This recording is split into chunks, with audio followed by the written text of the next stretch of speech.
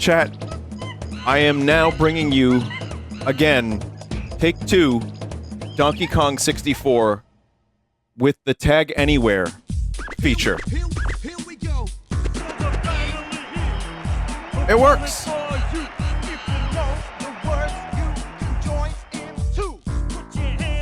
Monkey music.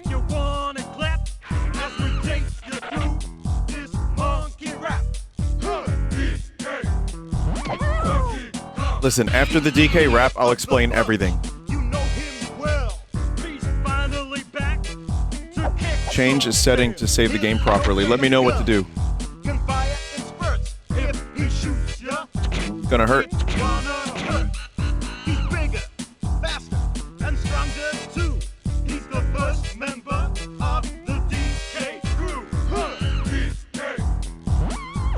I've heard this corrupted so many times, I don't even know what the real version is anymore.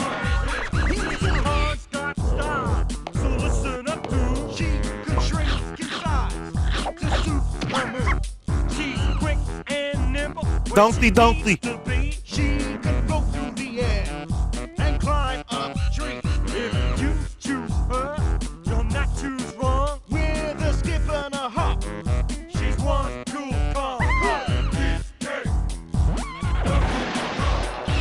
This is a very iconic song, especially this part, just making fun of one of these guys.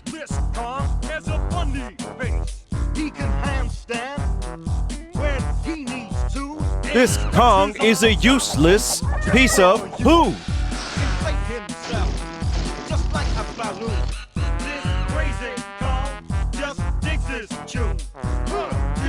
It's funny how this song just never disappears. Like, the Mario movie, which I don't think they properly gave credit to Grant. Is that true? I forgot about that.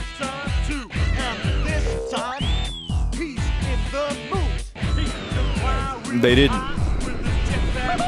It's pretty rancid.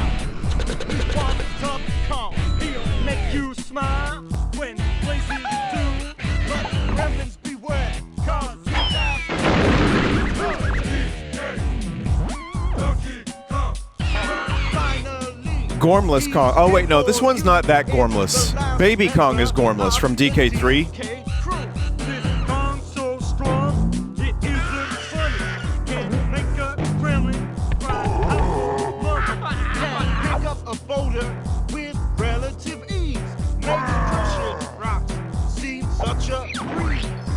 What does gormless mean? Very important word. Kitty Kong? Oh, I thought it was Baby Kong. See, I don't even have respect for that Kong.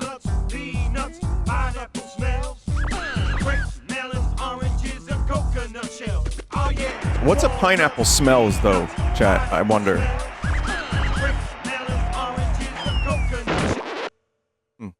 I also was very surprised when I played this game the first time and I heard the word hell. That blew my mind. I was like, whoa, that's bad words. Alright, I'll explain the point of this playthrough and my goal with it as soon as we get into the game. I'll make sure we're all good with controls and everything. I think there's like a dynamic resolution thing. But we could do... How do I widescreen this in PJ64? Is there a good way to do this, or... Options, configuration... 8 megabytes of RAM, okay. Did you try this before and gave up? It's better now.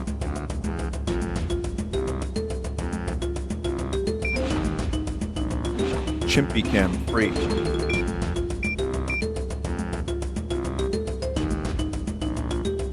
I'm gonna check the settings here, hang on.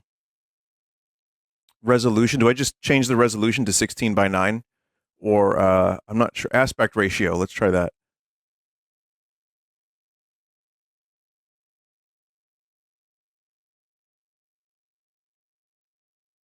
You need to change EEPROM to 16 kilobytes before saving.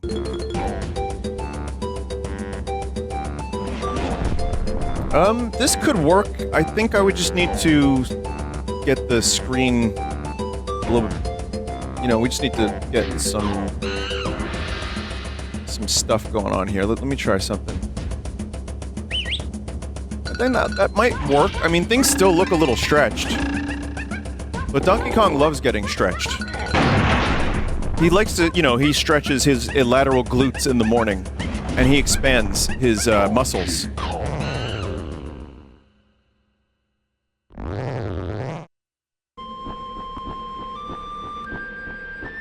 Isn't this supposed to be 4-3? Well, as you saw, if you didn't just join, there is a native widescreen mode.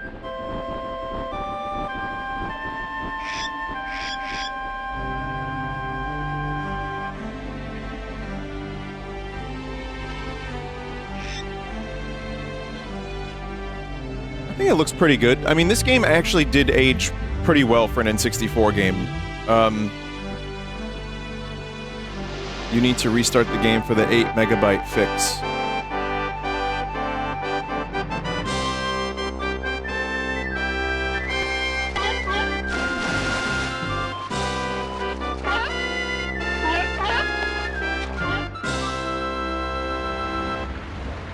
This game required the expansion pack. Yeah, you couldn't even play it. It came with it.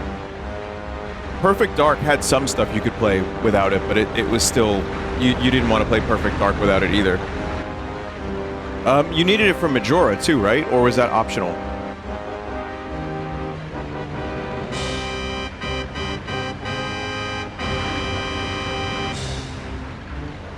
Majora was mandatory. Okay, so there's a couple that were mandatory.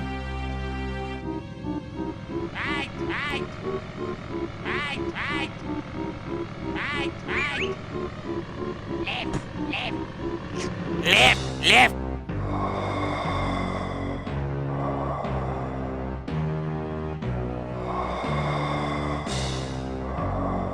So I have a weird relationship with this game, but the Tag Anywhere thing, I watched a video on it.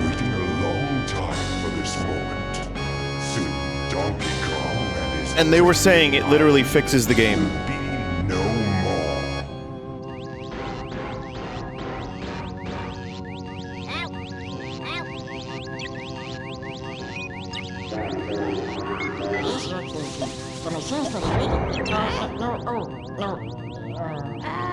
No problem. Everything's fine.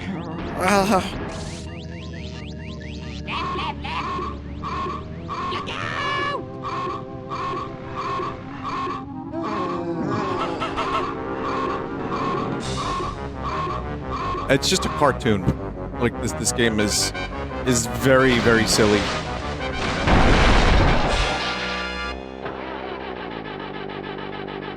Well, I guess the other Donkey Kong games were about the same in terms of tone. They weren't exactly the most serious games, but I feel like this one's even more silly. Completely impractical ship design. You should make a video on that.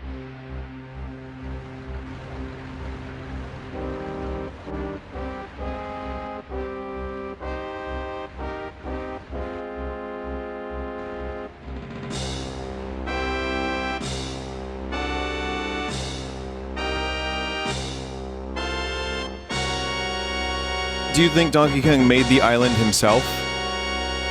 I think Donkey Kong probably is an egotistical son of a bitch. But aside from that, no, I think that's random. I think he just randomly lives on an island that looks exactly like him. I think the island birthed him. I want you to do everything in your power to keep Donkey Kong distracted. Steal that hoard of golden bananas he treasures so much, and take care of his pathetic friends. This time there can be no mistakes. Oh, Your Excellency, we've already taken care of business. That masterful, rare voice acting. I hope for yours, you're right this time. No. While you'll be busy looking for your precious golden bananas, flea-bitten friends, I'll be preparing my lizard-flavored surprise. So, the reason I have a weird relationship with this game is that, I loved it as a kid, And if I do more than one stream of it, I'm gonna actually dig up my guide that I wrote for the mini-games in this game. I printed them out and I still have them. But it was such an annoying game to replay because of all the busy work that... Okay, I'll give you an example. I saw the How Long to Beat and the YouTube video I watched about the Tag Anywhere where you can change any Kong. You can change to any Kong anytime. It cuts the game's length almost in half. Remember to restart for 8 megabyte. I already have 8 megabyte. What I didn't change was the EPROM thing for the saving, so I don't know what that's... Oh, what's gonna go on there.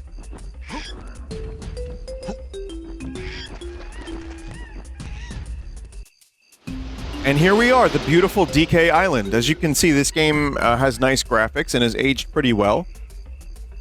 We've had no troubleshooting issues today. And we're gonna go through and we're gonna hear Donkey Kong's pelvic thrust noises, and it's gonna be a really cool playthrough.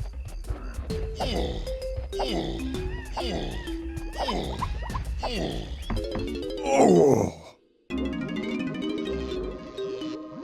Cranky is the tutorial monkey, and he drops a bunch of barrels around. I mean, you know, I'm not really new to this game.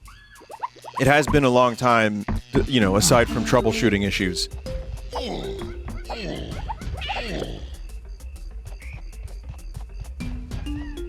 But I think we could probably probably figure this out. So, as I was saying, chat, I'm not expecting a full playthrough here, necessarily. Maybe. It depends on how good the pacing is. If the Tag Anywhere thing fixes the game as much as I've heard it does, then... Oh, I don't have any moves yet. I can't step on the switch. This is a Dong without his moves.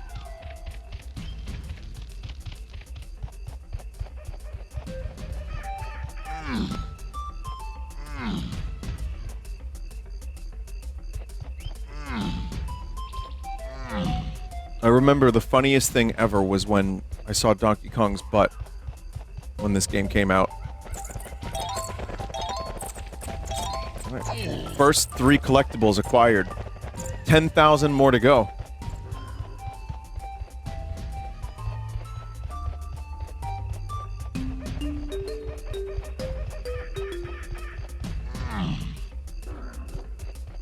I actually do think there's a lot of good stuff in this game from what I remember. I loved this game growing up.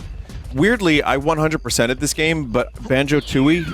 Listen, Banjo-Tooie is the elephant in the room always when it comes to me liking DK64, and I'm gonna explain. I loved Banjo-Kazooie so much, and Banjo-Tooie, when I got it, for some reason, I couldn't even get past, like, the 4th world, and I was just done with it. And this is, like, a kid who didn't have, you know, as many games. We didn't have Steam back in our day. We had 5 games, and we loved those games.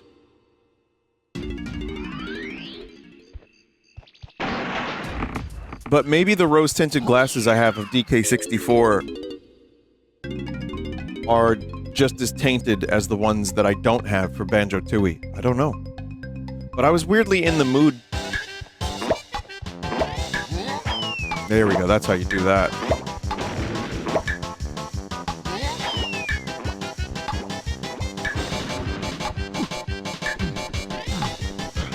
I was just weirdly in the mood for a Donkey Kong 64.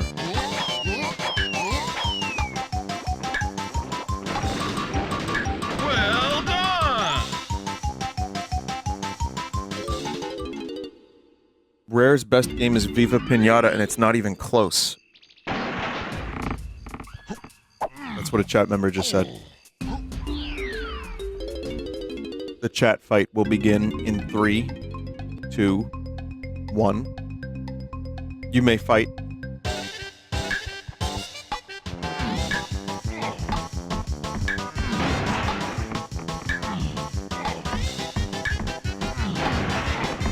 In all seriousness, I haven't played Viva Pinata, so I don't know. But I was a very disappointed Rare fan when they went to Microsoft exclusively.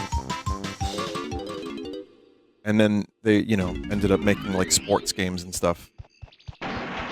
But I can tell you that my favorite Rare games are Perfect Dark, Donkey Kong Country 2, maybe first Banjo-Kazooie?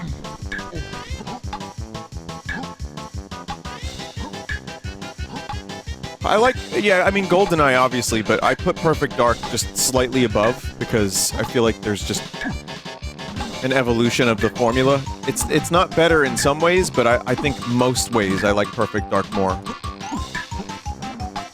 Wow. Did I ever stream Live and Reloaded? No. I like Conquer. Don't get me wrong, I like Conquer, but it's not as fun to play as some of the other games. I just think it's a funny game. Well done! And then, yeah, there's some parts of Conquer that I don't really like playing through. I really, really laugh when I play the game, but when I want to enjoy a Rare game, I play Donkey Kong Country. Like, that to me is where they kind of nailed it.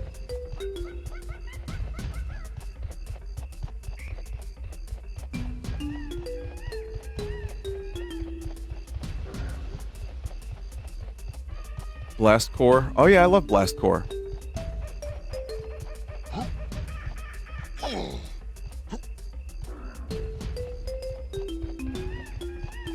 You gotta get ground pound from Cranky. Why is Cranky the one teaching me about pounding?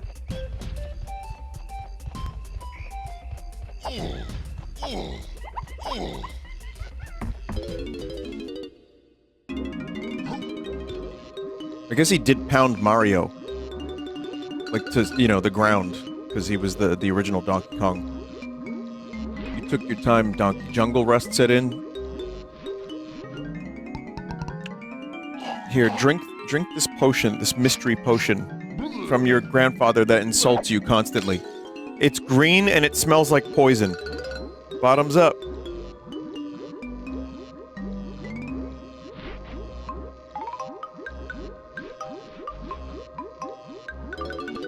Hey, just your typical ground pound.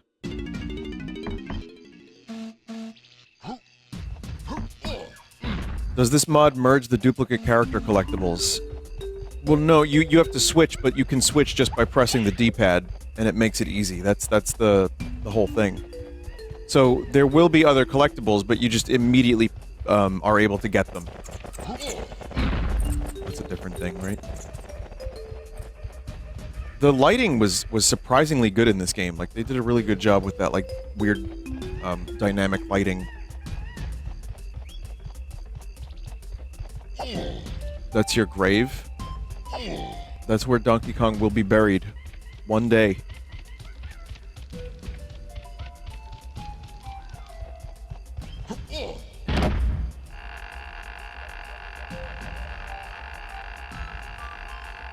I really don't know how you can hate Tooie when this game has the colored banana awfulness. I'm telling you how I felt as a child. I get a lot of shit for my Banjo-Tooie opinions, but I couldn't get past World 4 or so, and I just didn't like it.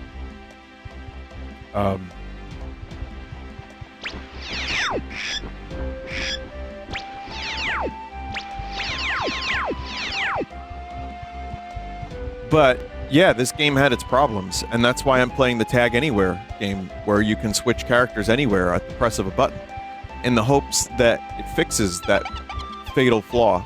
As I said, the video I watched, they did a 100% run, and it was almost half as long as a normal 100% run. Because of how much unnecessary fluff was cut out.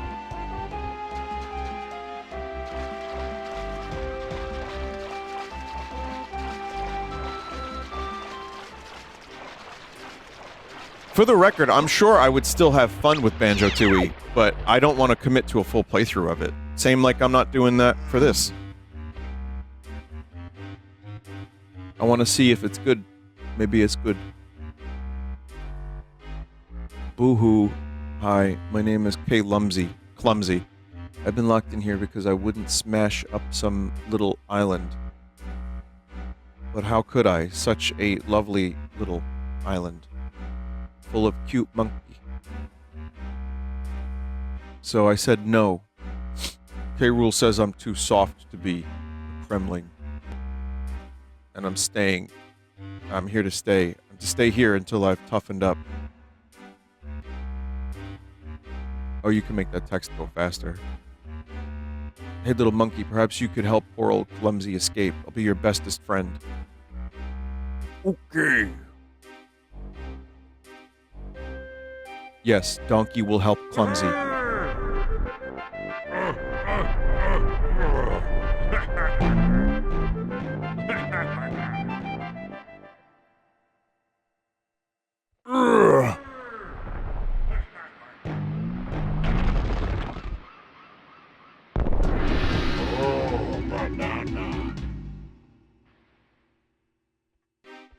The real reason I like this better than Banjo-Tooie is because when you do the things, you get the banana, and it says, "Ooh, banana." Okay, I'll get your keys for you. Don't worry.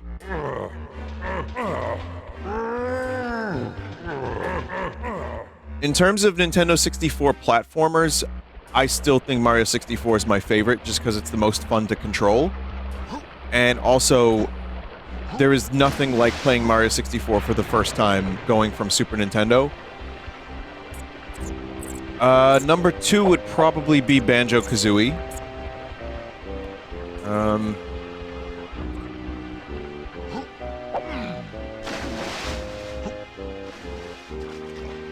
think probably the one I liked most after that was this. Zelda, I don't consider a platformer. Mischief Makers is really good, but I didn't play it when I was younger, and I've never finished it.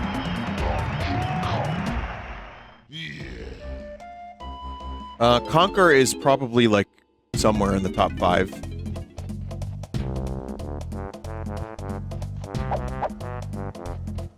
What was that? There was a question about...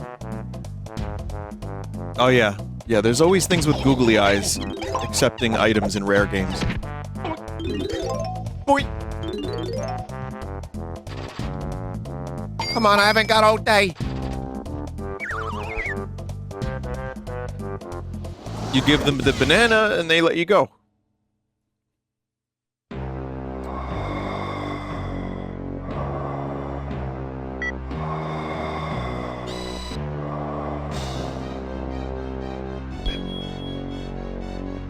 I like how K-Rool's machine doesn't even really show what's happening.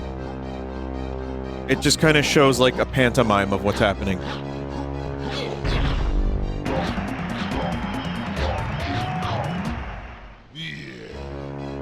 How did he do that? He jumped. He can jump. He's monkey.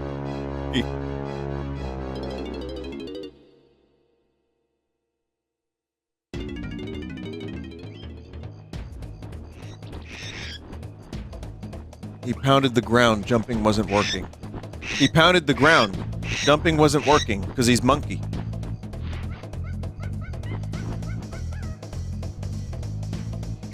Do you have any of your old games from when you were a kid? I still have this one. Yeah, I have all of my, my N64 games, just about. Some I sold for worse games, which I regret.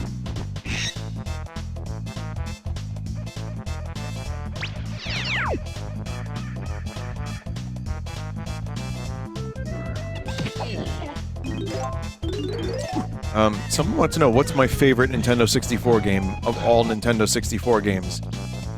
And I think the answer is probably,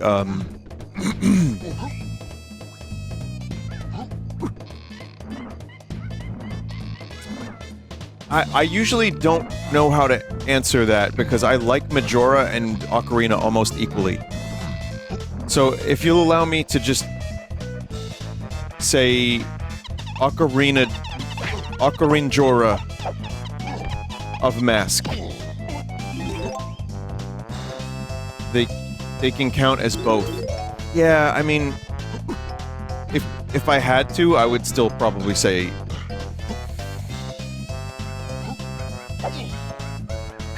Ah, man.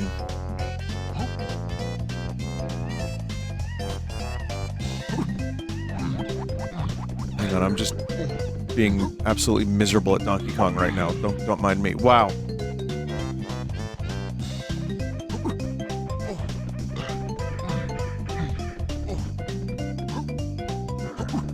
Sorry, we'll give him the old banana slammer.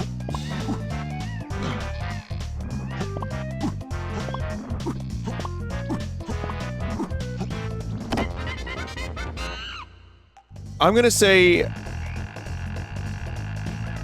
Oh man, I can't choose between Ocarina and Majora. It's too tough because I like them both for different reasons.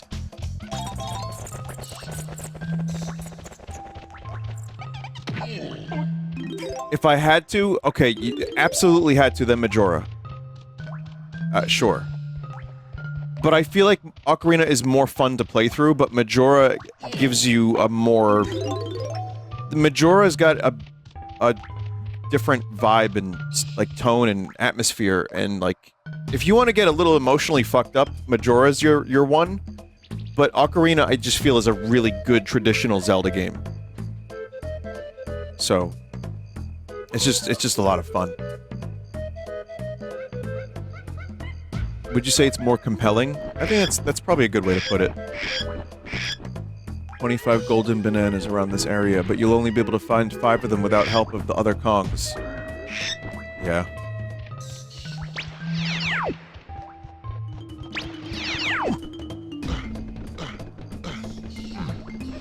Majora's a more fulfilling experience overall, says a chat member. I can kind of agree with that.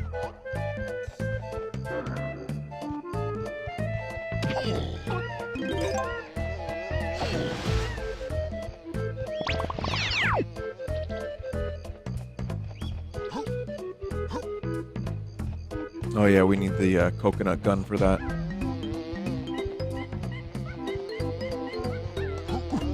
I'll talk a little bit about this game, but yes, if you want to know, I mean, I've talked about my favorite games of all time before, and Donkey Kong 64 isn't probably on that list necessarily, but Donkey Kong Country is 1 and 2.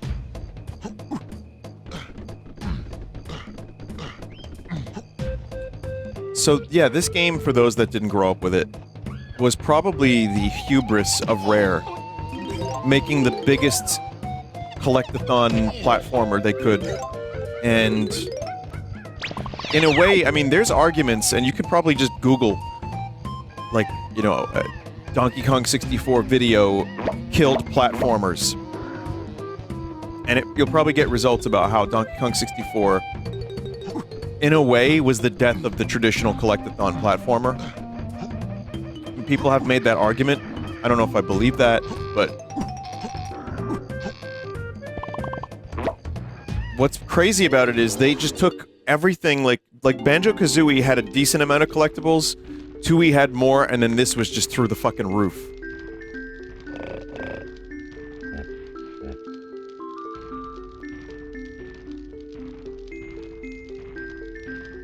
You can feed my buddy Scoff over there. If you get any tasty bananas, go stand on that pad. Okay, so I need bananas. Tit pig. Why'd you say tit pig?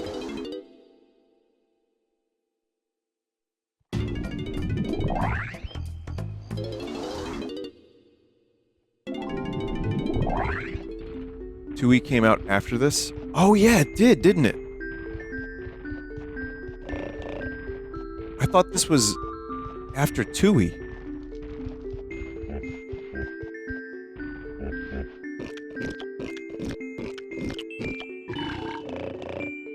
Wow. This just had the expansion pack. Wait, Chet, that thing doesn't have nipple piercings, does it? Oh yeah, it does.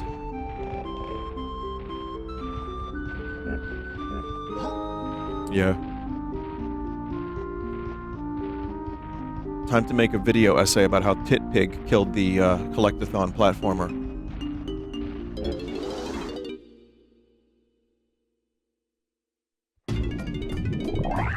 But no, I really think this game was excessive, and the thing that mostly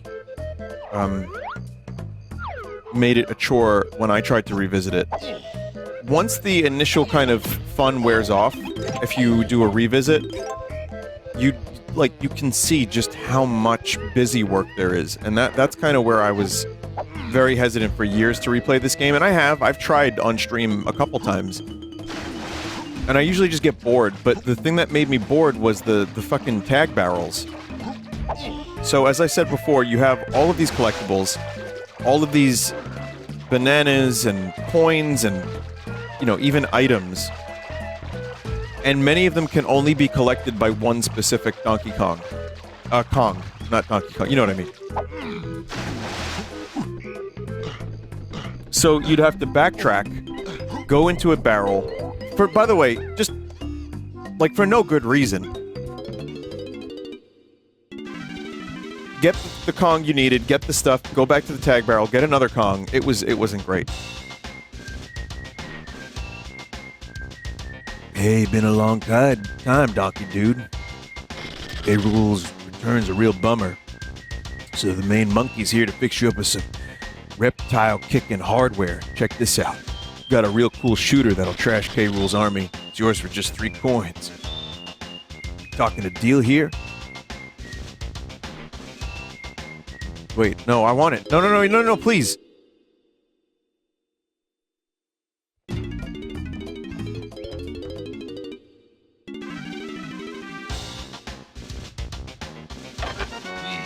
Yeah.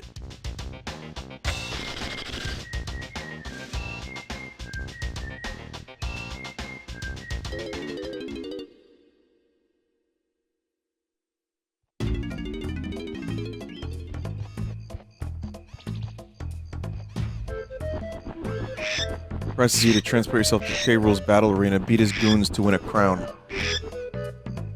Oh yeah. In the beta, guns were actual guns. Didn't Miyamoto suggest like a pineapple gun or a coconut gun or something?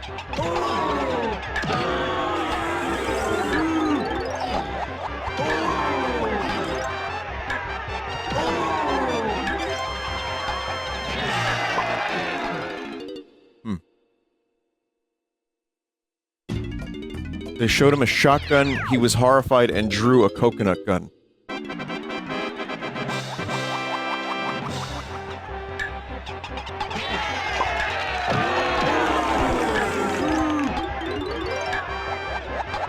Oh, you don't have access to your gun in here. That's what I kept trying to do.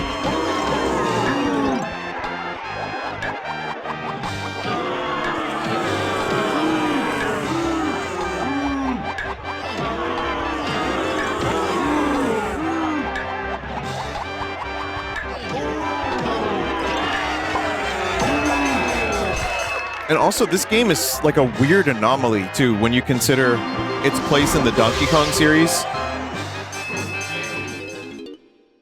This was just like this massive release, and it was like a huge, like, collectathon, as opposed to just a pure platformer.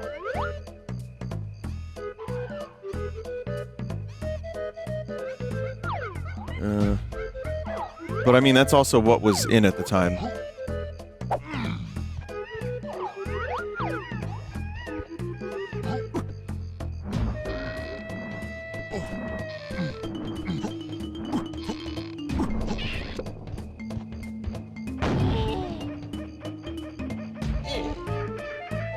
There it is.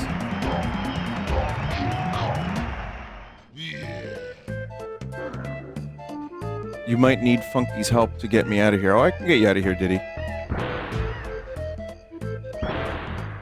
I will shoot you out of here.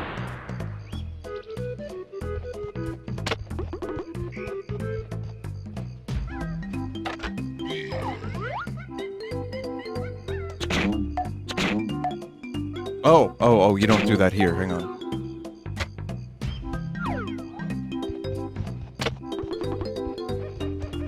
Fire in the hole, Diddy. The RTX 5090 will be 2K and not 5K like that one guy said. Okay. Okay, well that's still a little insane. But I guess that's fine. I believed 5K. I was just convinced that that was real. I didn't even need proof.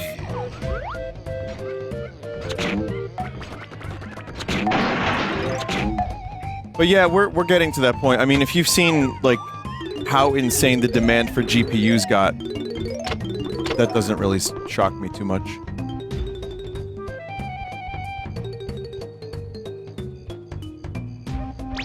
See, now you need Diddy to shoot that, because the coconut will not work. So Diddy needs to use his peanut gun.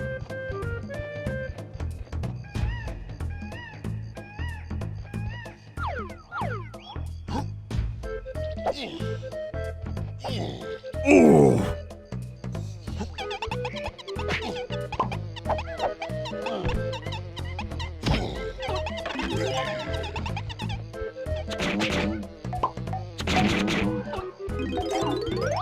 I do find it a little weird. Well, maybe not weird, but just... yeah, weird. That Rare thought, these monkeys need guns and grenades. Why is Diddy in jail?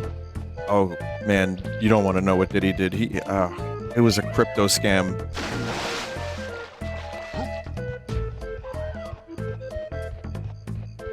Diddy's half the reason why the GPUs are so expensive these days.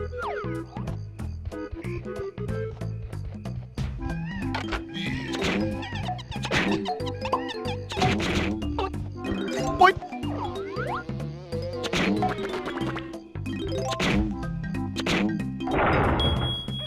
There's two.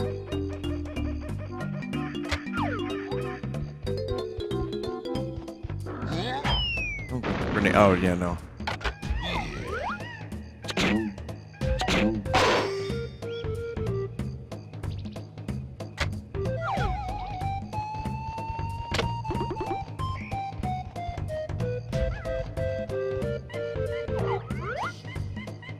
So where's that last one? I don't remember.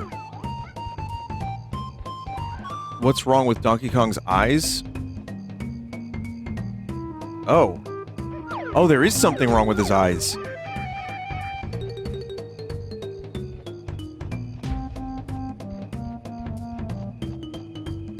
That's a level of detail thing? Oh yeah, it seems like it's okay when you get up close. I guess that's not something you notice on a blurry Nintendo 64, but no, he's zooted. He's just out of his gourd on pineapple smells, Chad.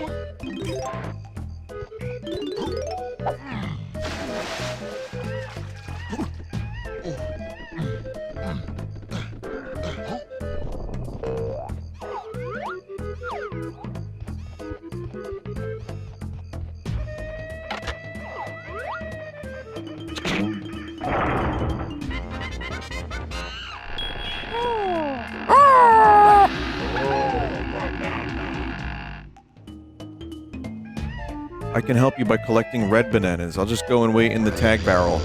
Oh, no you won't, Diddy. I'll tell you why, because... here you are. And that... is the moment everything changed. Not even kidding, by the way. That is that drastically, like, amazing. So the video I watched... talked about how when you get all of the Kongs and you really get going, the levels end up going a lot faster because you're just always doing stuff. You're always getting stuff. You're always doing some challenge, and you're not just running back to a tag barrel every 2 minutes. So that just sounds... that sounds wonderful.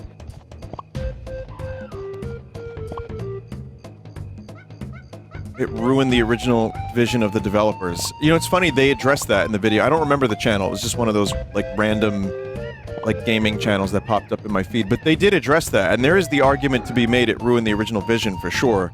Even if the original vision was, kind of bad.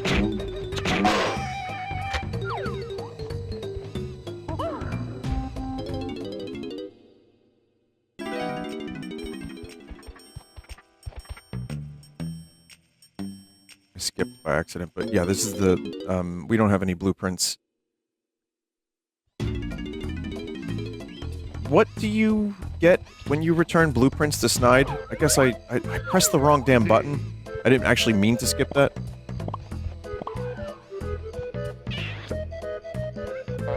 End boss timer.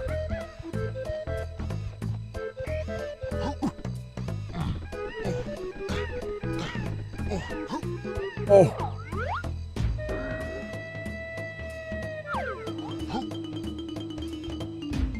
I think we need to bring Diddy. Young Diddy needs a gun. Diddy needs a gun! So yeah, you need enough coins for everybody to get their stuff. Because we need Diddy to have his big iron.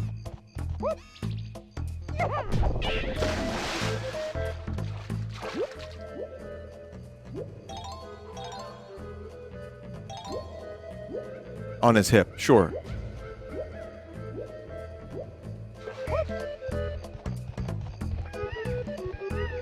I mean, the cool thing is that there are teleports, which is very useful and helpful and nice. Thank you, game, for said teleports.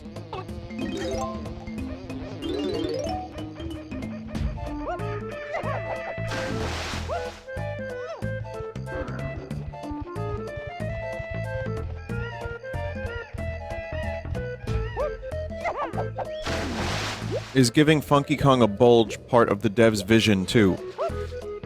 Yeah, Donkey Kong having a thick, juicy booty, those pigs having nipple rings, and Funky Kong's bulge is all part of the original vision.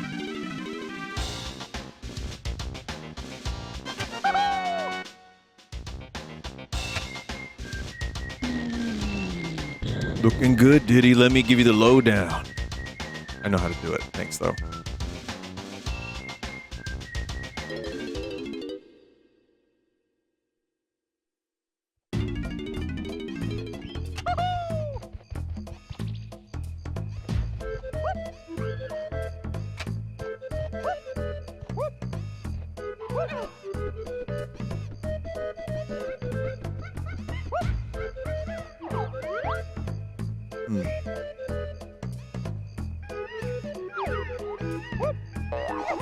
I'm sure a speedrunner knows how to get up there. Oh, fuck. I almost maybe did. It's alright. We'll end up back up there anyway at some point.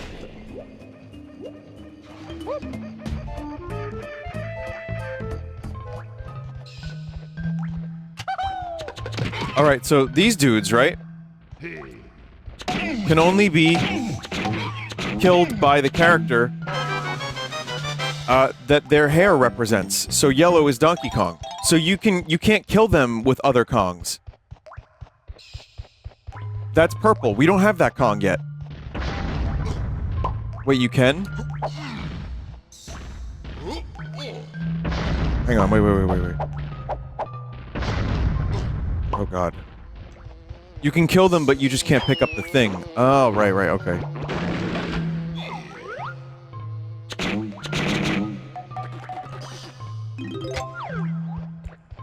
My bad. You can't pick up the blueprint, right, okay. I had that wrong. Let's see.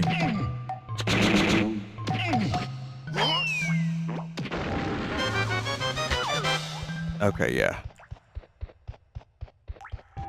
We can't go this way anyway because we don't have Tiny Kong. We'll forgive you this time, but 2 more mistakes like that and you're done, Mr. Vinesauce. You only live twice. They said that in a James Bond movie. Yeah.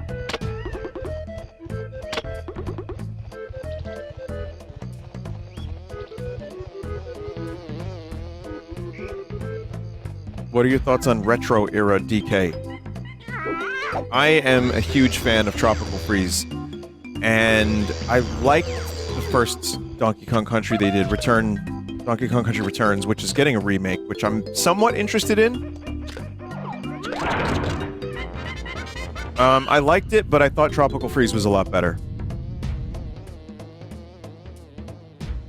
Not a remake? Is it just like an enhanced port?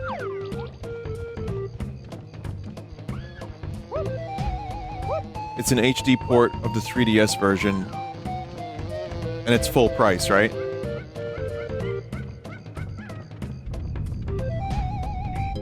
I perhaps will not be purchasing that game.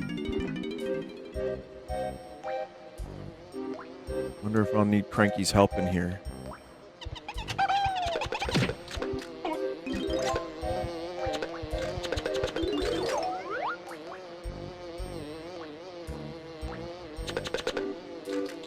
Yep.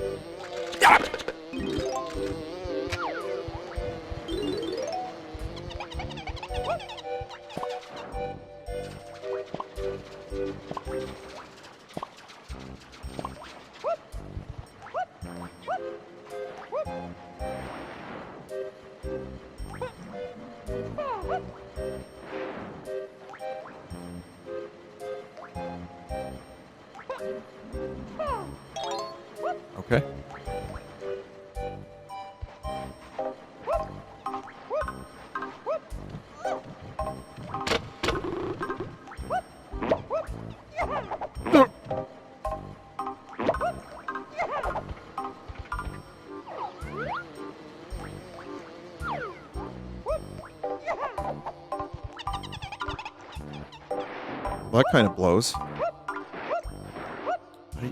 gotta get that camera in a better spot to make that jump. You can hold R to focus the camera behind you. Yeah. I was hoping to have it, like, snap in place like Mario 64, but that's not happening.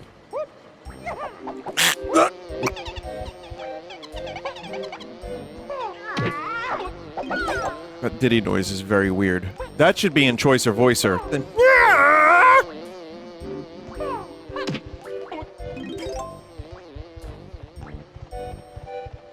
did you see Helldivers is getting a movie? It already got one. It's called Starship Troopers. We'll come back to that jump.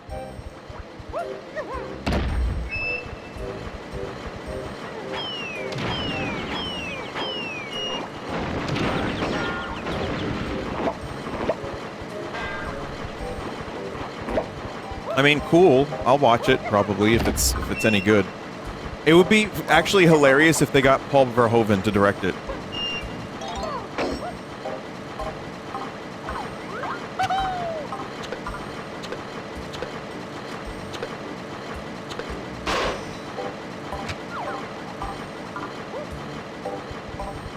What else is he doing?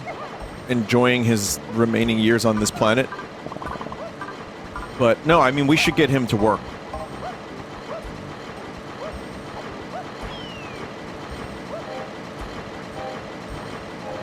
I mean, you never know. Maybe some people want to work. Look at Ridley Scott. That dude is 80-something years old, and he's, like, got another 4 films already in development. And he's just... he loves it.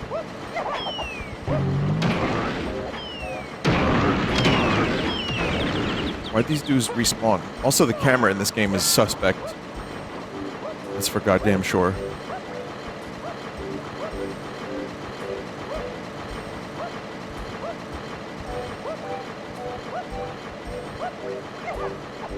Oh, you can eat shit.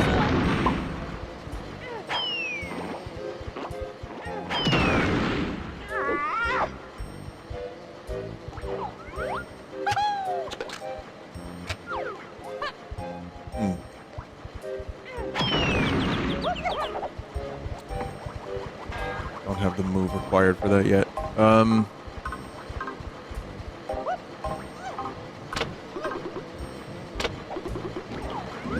You need Cranky's help.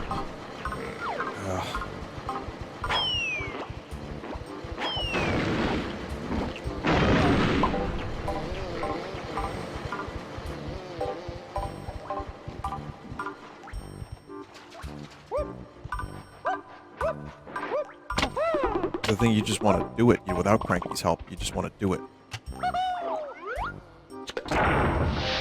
Oh, well, at least we can do that.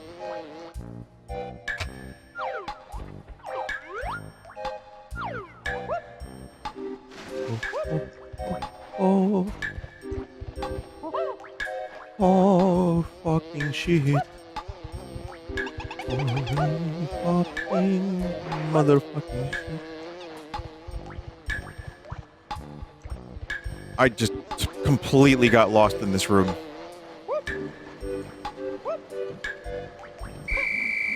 The camera certainly loves to move on its own. I know we've had some, like, quality of life stuff since in, like, platformers and stuff. Oh, or I could just do that.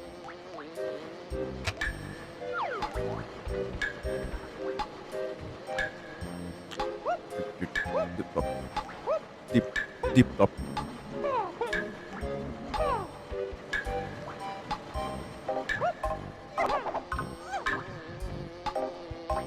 Yes! Yes! Yes!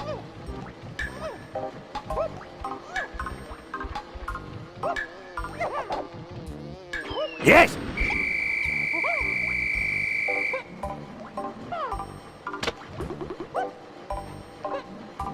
Can you not adjust the camera? Oh, it just goes right back to where it wants to go.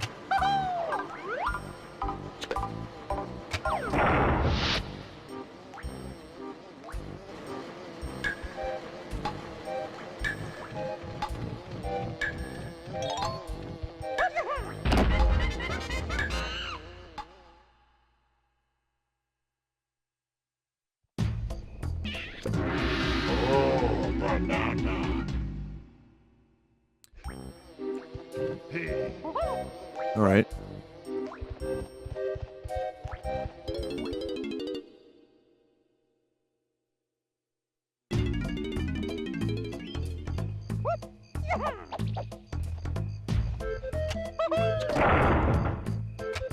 Now we have to run quickly.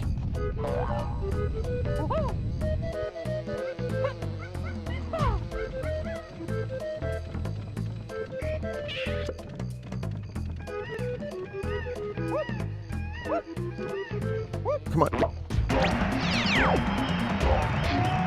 Dong, dong, Donkey Kong. Remember those words, chat. They'll be important later.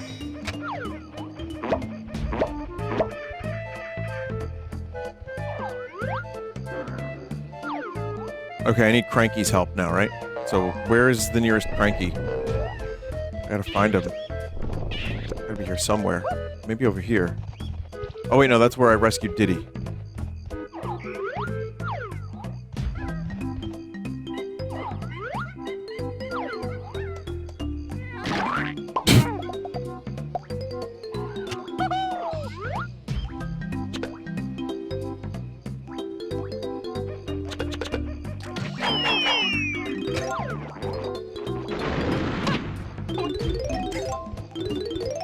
Oh, these tunnels, okay. There's even like a little red banana in there.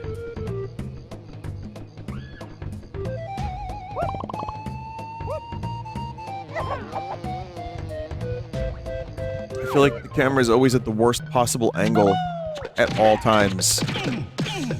Something like that. It's a good game. We like this game.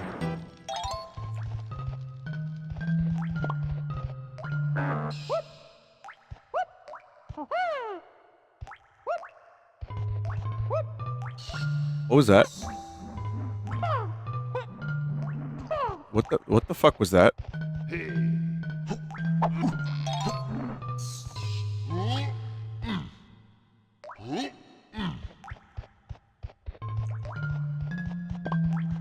This is the best game I've ever played.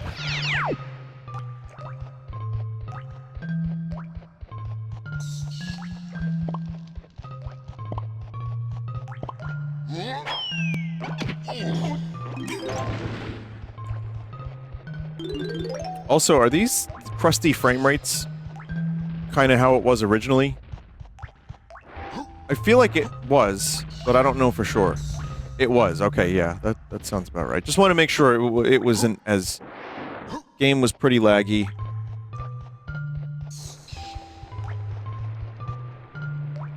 Game has 2 camera options, follow cam and chimpy cam. Okay, I'll try the other one, but it has to be the main menu, right? Okay. I think we're almost ready for the nipple ring pig.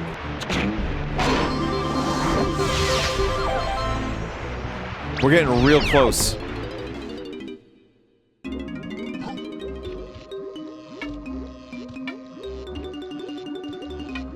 Perfected another of my potions, Donkey Kong, and it's yours for just 3 coins. Everyone wants some money. The fate of DK Island is at stake. And yet Cranky Kong is charging his grandson for poison that can save the island.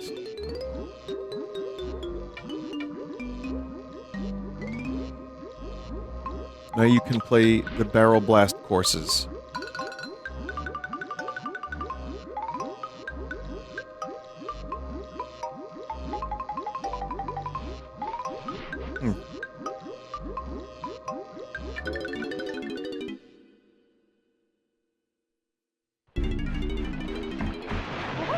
What Diddy?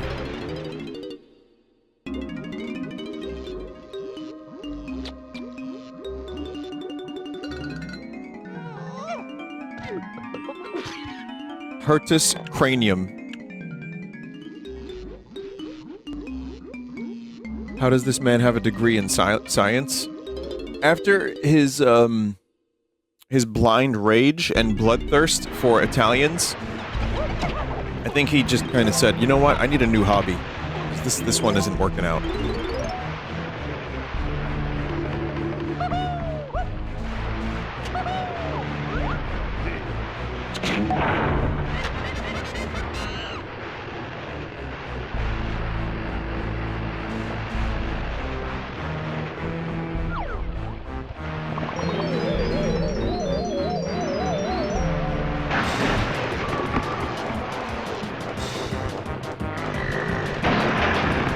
There he is.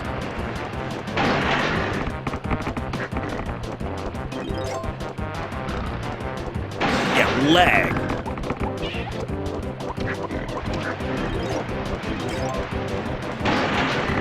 I mean, they made these worlds pretty big, which is why a lot of the like barrels, like Cranky's Mad Science Lab, is not visible from particularly far away. Wait, no, I needed a ram beef. If you generate enough lag, you can clip through walls. This game is foolproof. It was made so well.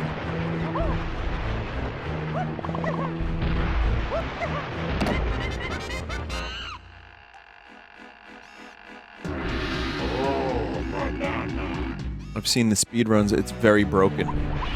That's cool. Oh, wait a minute, we actually have to go... Oh.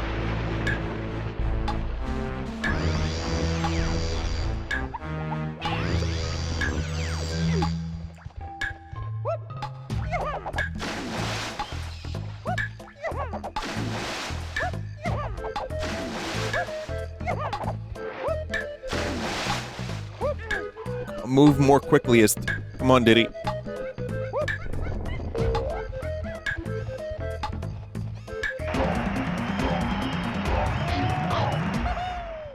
OOT is also insanely broken. I've seen speedruns of that, and I've seen how it, like, I watched a video on how the OOT speedrun evolved over the years, and it's actually, like, there's some video called, it was something like, Ocarina of Time speedrun is insanely lucky, meaning that pretty much everything that could have happened that has been found to speed up the speedrun has been stupidly, like, perfect. How OOT speedruns break you.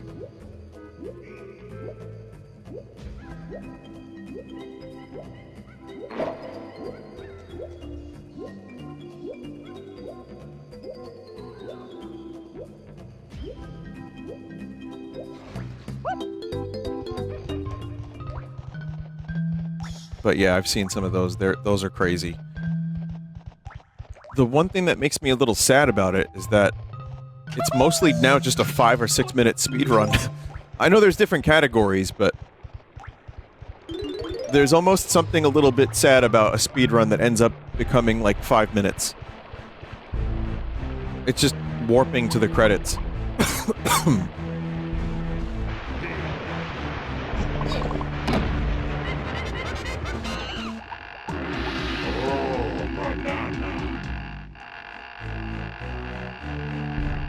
Please no timer on that one.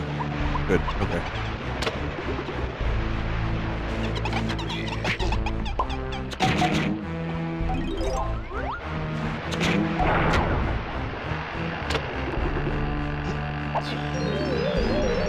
Should get those coins, no?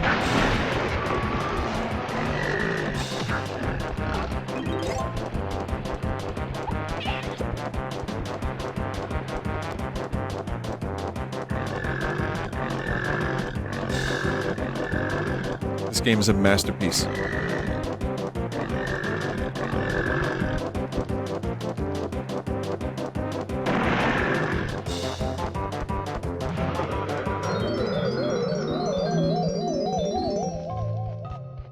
There wasn't more stuff for Rambi to do, right? Like, that was pretty much it.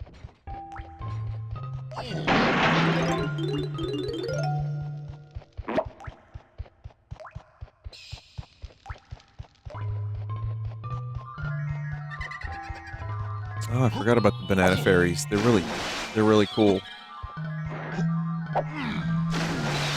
Oh, I have to take a picture of them, right? Because isn't there like a pervert that wants pictures of the banana fairies?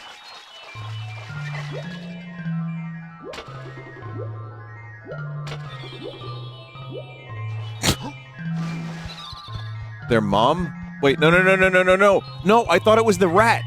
I thought the rat was like, bring me the fairy photos, yeah, No?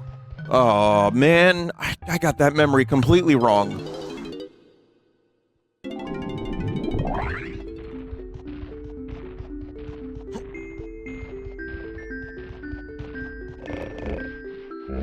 You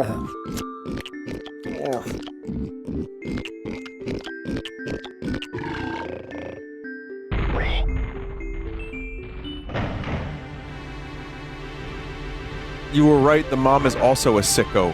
What do you mean?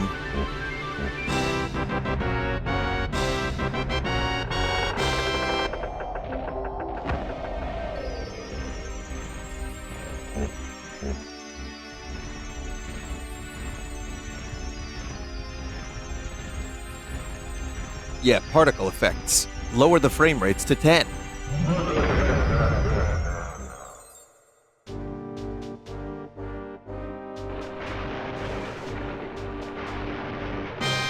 Uh-oh. Something's broken here, I think. Well, maybe not.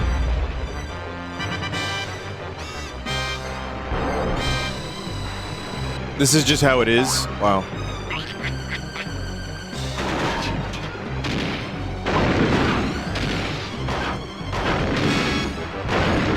I mean, obviously I remember the boss, I just don't remember how the fight went.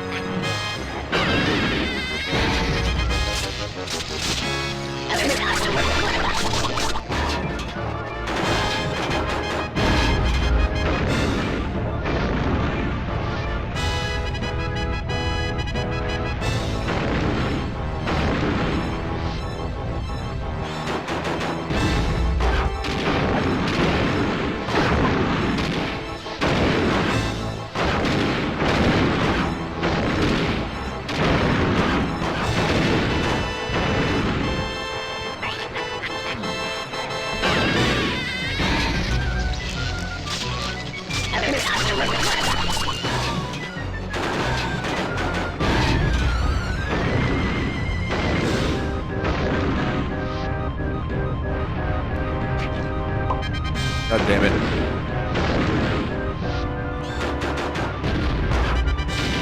Yeah, no, they go mental with the lighting here. Okay, good.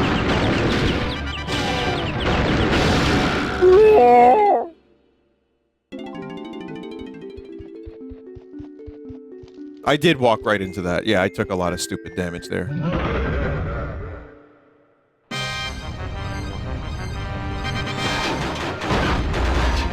You might be able to reduce lag by setting your counter factor to 1 on your Super N64.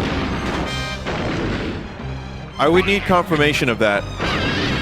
I don't want to try things that are going to end up, like, ruining stuff.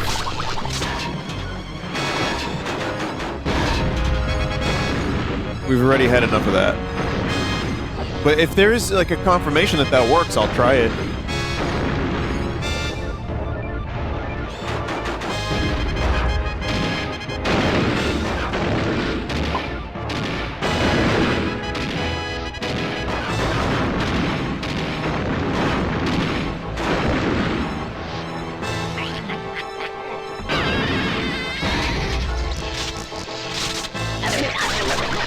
Setting counter factor to 1 actually does reduce lag. How do you do that? I'll do a save state real quick. Graphics. Counter factor to 1. Where's that at?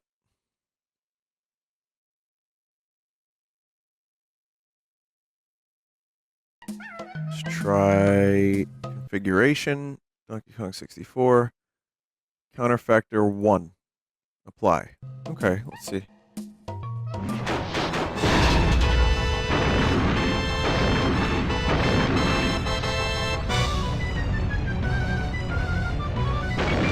Some of the lag in this game is intentional, and you will need to revert this setting for those moments.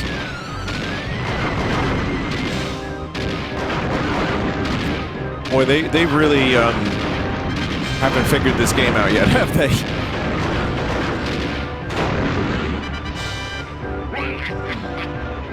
It is better.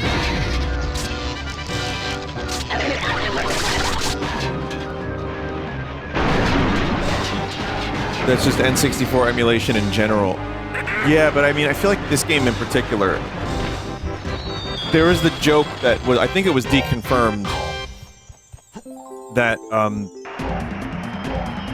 the reason they needed the expansion pack was to fix a memory leak that nothing actually took advantage of the memory pack, but there was like a memory leak. Apparently that's not true, but I don't know. I mean, does anyone know anything? That was deconfirmed by the devs.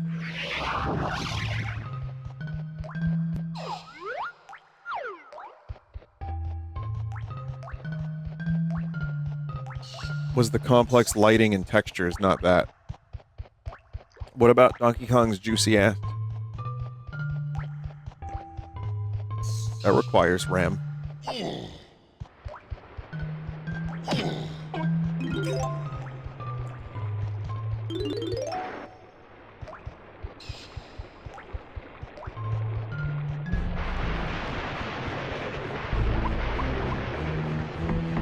A decomp of this game would be nice, though, with better camera.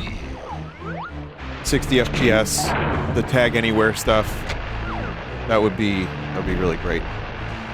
It's just so easy to get spoiled by those decomps.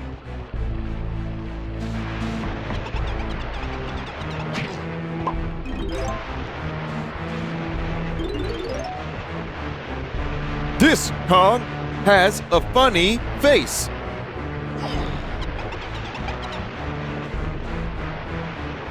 This is one of the games that's still being decomped.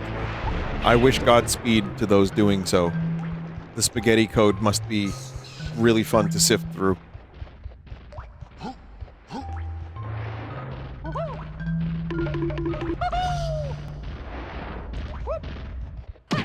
There's a full randomizer with custom settings if you're interested.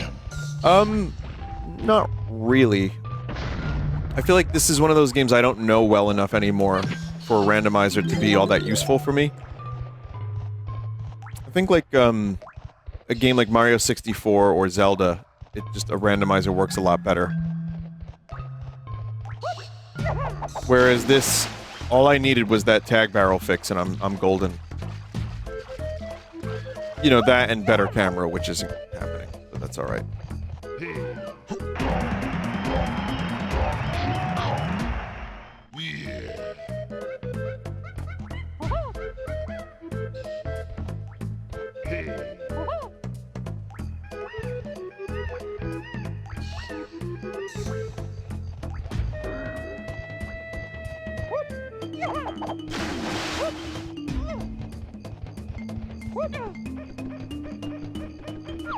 Better camera is on DK64 randomizer in some capacity. God damn it.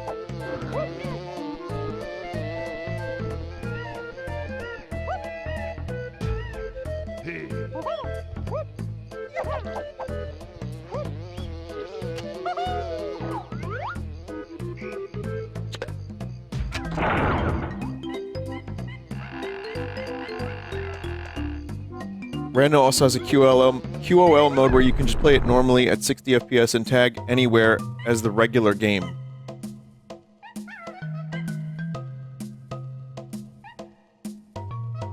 What?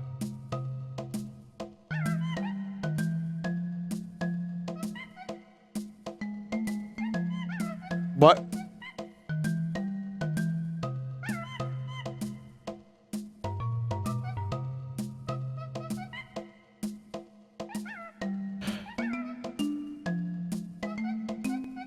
I wouldn't worry about vanilla, but better if you're playing this. It's not 60 FPS though, is it? Because that would... Listen, if it's 60 FPS and the camera is legitimately better, I'm going to shit. It's not 60 FPS. But it does improve the frame rate.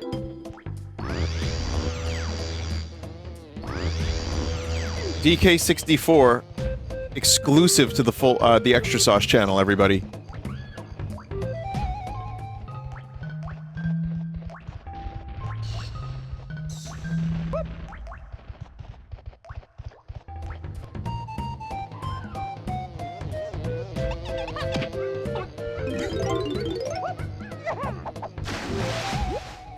I was gonna use the move that I got from Diddy, for Diddy.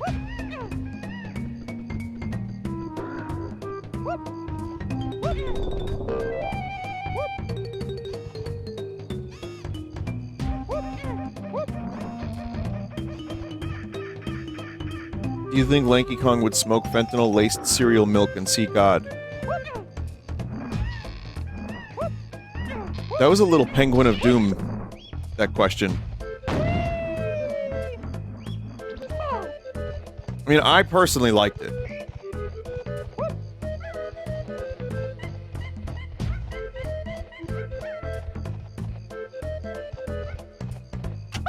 This son of a bitch smoked some fentanyl-laced cereal milk, sees God.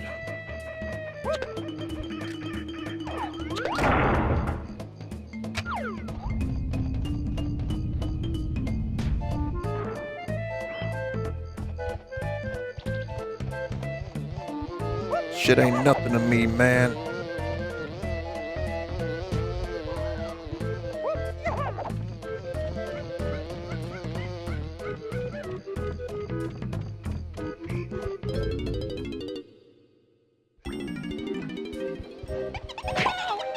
Have I watched The Walking Dead? I've wasted time watching The Walking Dead.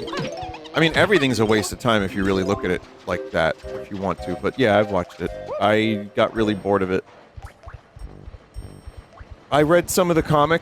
I got to, like, issue 60 or so. Well, yeah, like, not issue 60, like, I don't know, actually. I don't remember. It was many, many years ago, and I had some interest. It was when I was reading, like, graphic novels and stuff.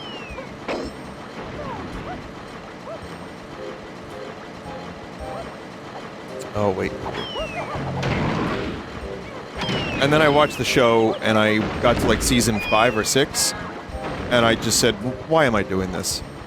It was just the same thing every time, and it wasn't really doing anything for me.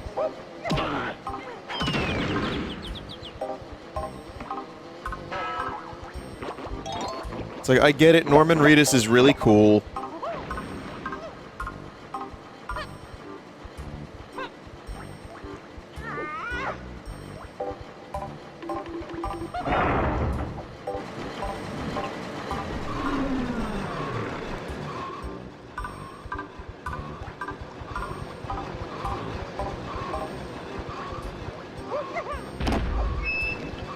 Vinny, have you ever played a visual novel? I take offense to that question and judge the question asker.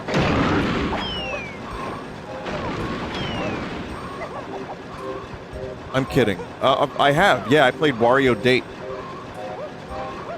So, I mean, now the question answerer can be judged.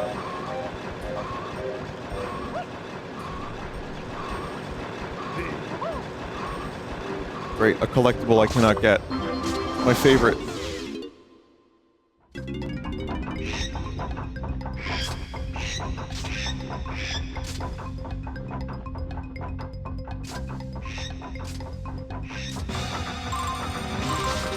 It's not a collectible, it's just a resource.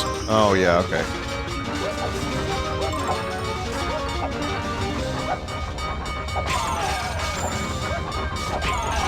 How do I kill this motherfucker? Oh man.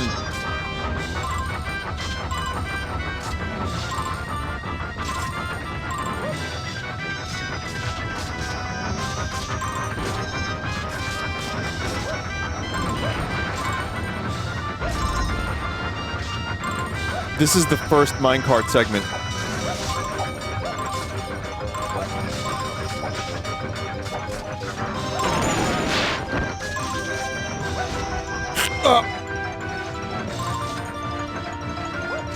I forgot about all of this.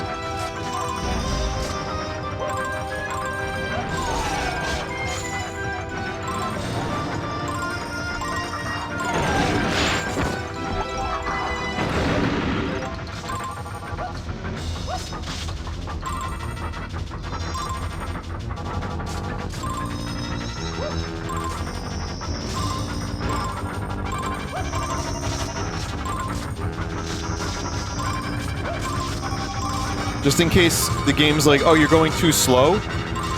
You're not taking this seriously enough? You're not getting adrenaline from this?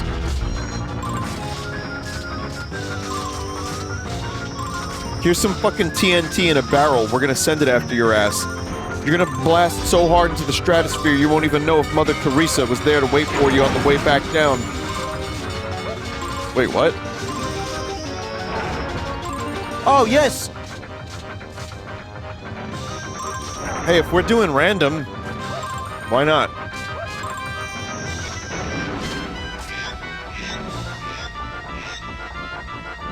I actually want a banana.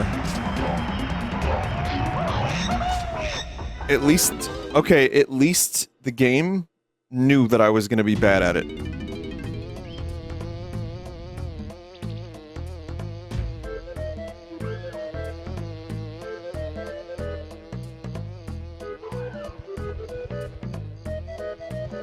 They went apeshit with the collectibles in this game, didn't they? That is actually true and funny. Chat, how do you save this game? Oh. Okay, okay.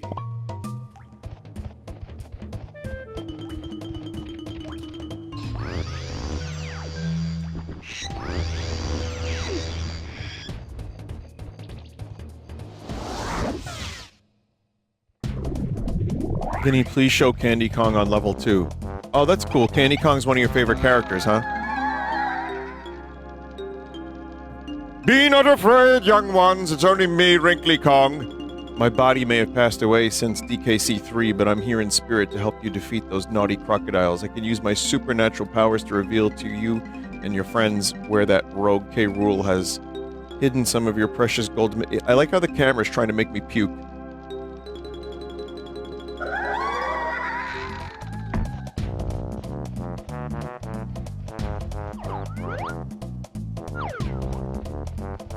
Well, rip Wrinkly. Her big supernaturals? Okay, chat. It's time to put you in the playpen. You can just stay there. We're gonna lock the gate. We're gonna give you the plastic donuts that you put on the thing, and then you can just stay there for a while.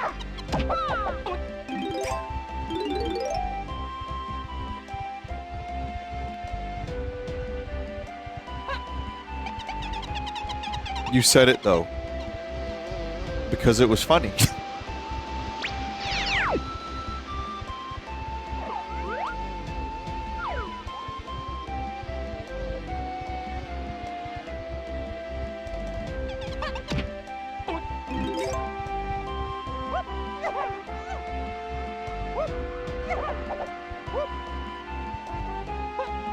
How much you want to bet no one in chat said that? Someone said it.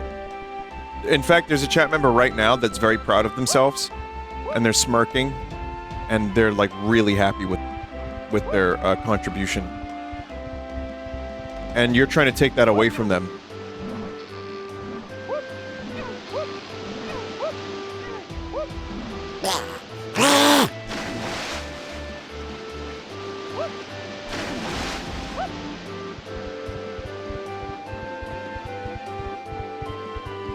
How much better is the camera in vanilla, but better?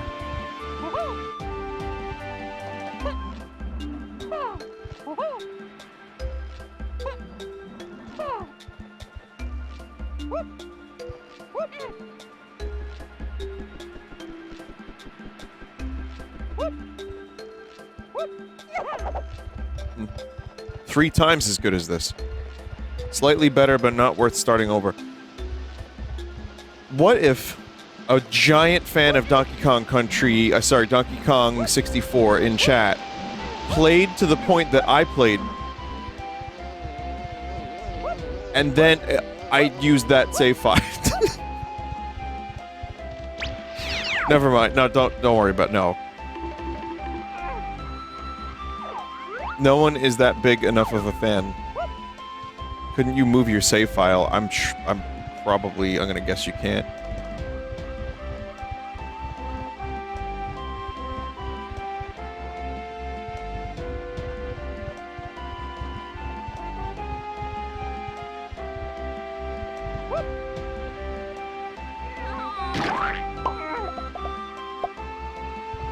You shouldn't say things like that. 10 people will actually do it.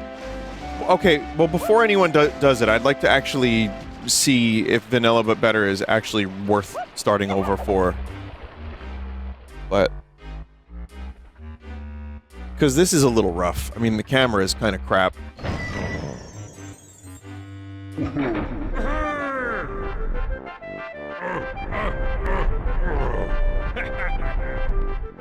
Let's see, DK64, but vanilla, but better.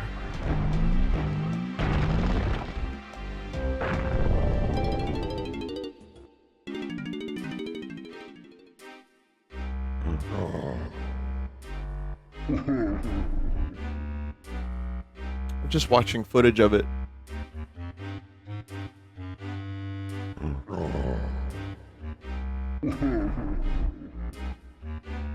I'll read about it later.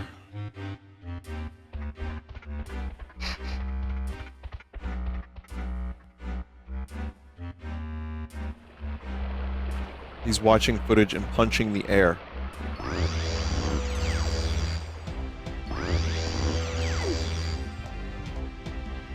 I think decomps made Vin stop liking N64 games. It does make it tough. It does actually make it tough to go back.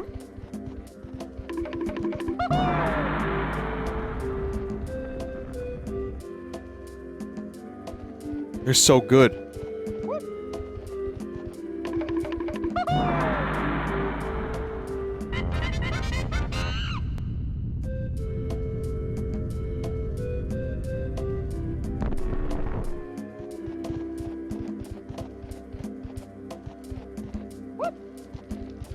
But I still, you know, I can still play some N64 games as is.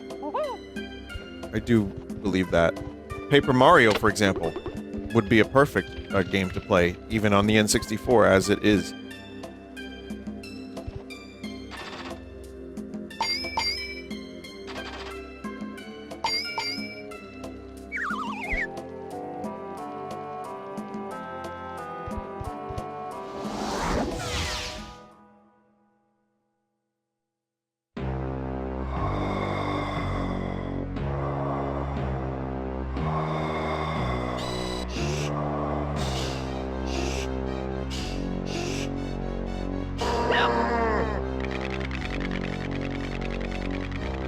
Armadillo.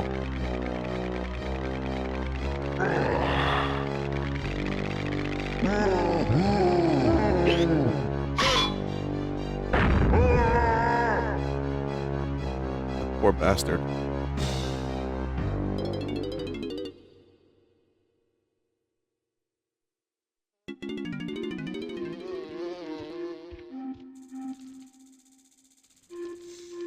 I definitely see the advantage of the speed start, where you have all the characters from the start. I think that's actually kind of a good way to revisit the game.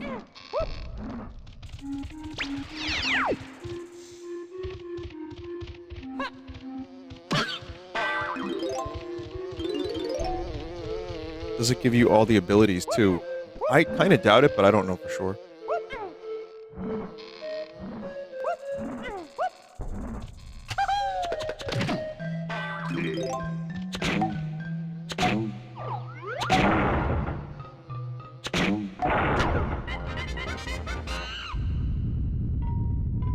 Did you know that Diddy Kong is described as Donkey Kong's nephew because that makes DK a monkey's uncle? Do you remember when Carl Pilkington said to Ricky and Steve, "Have you ever heard of the term monkey business?" And then he talked about a little monkey prostitute that was selling her body for bananas.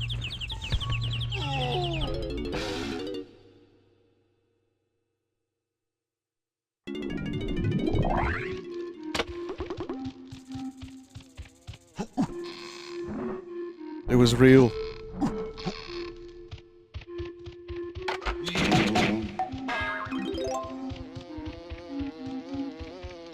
I mean, if Carl said it happened, it happened. I don't care. Anyone can say anything, but Carl can say it, and I just believe it.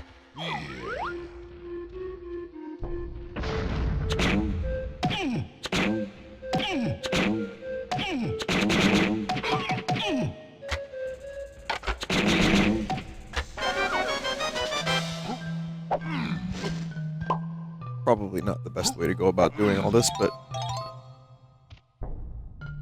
he's actually right. Bonobos do that. What's Bonobo's number? Easy joke. So the blueprint just disappeared, by the way.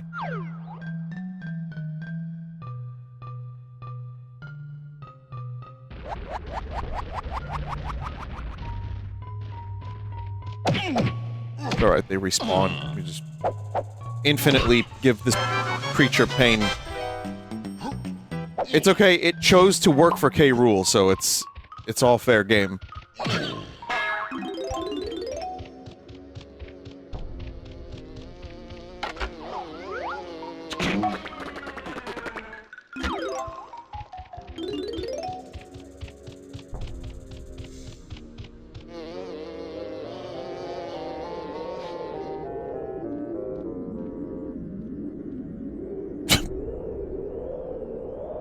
I think this thing escaped containment from Banjo-Kazooie.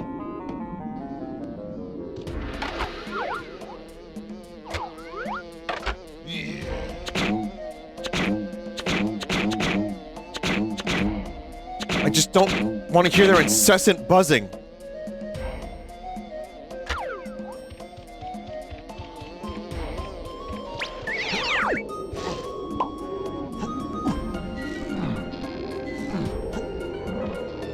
Alright, chat. I need you to relax. I just need you to relax and calm down. Calm down.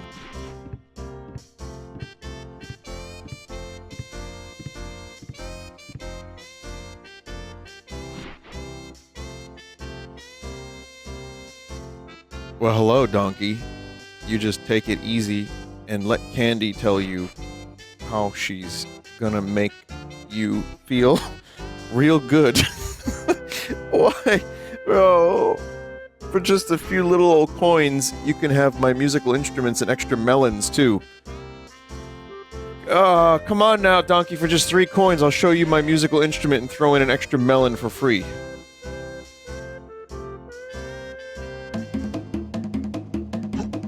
Your bongos really make me Congo.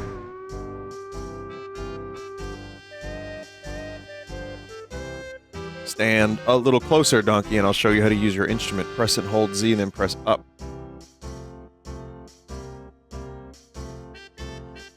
Yeah.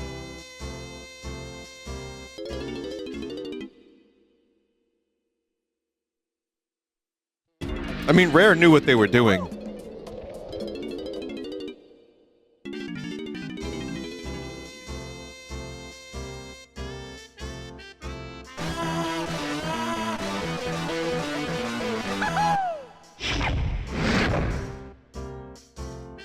Yeah, Rare is not a stranger to, the euphemism, as we would soon learn not long after this game came out.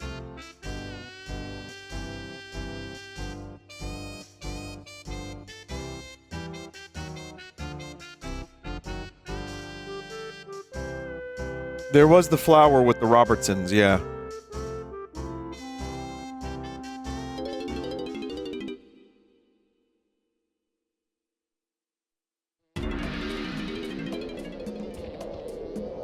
And then right next to Candy's hut are 2 pigs with nipple rings.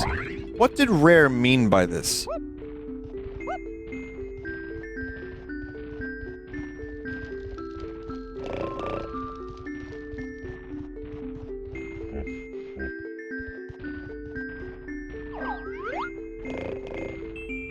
Well, one's a hippo and one's a pig, never mind. I don't think it's that deep. That's what a chat member said. I don't think it's that deep. I like how you're adding to this without even realizing it.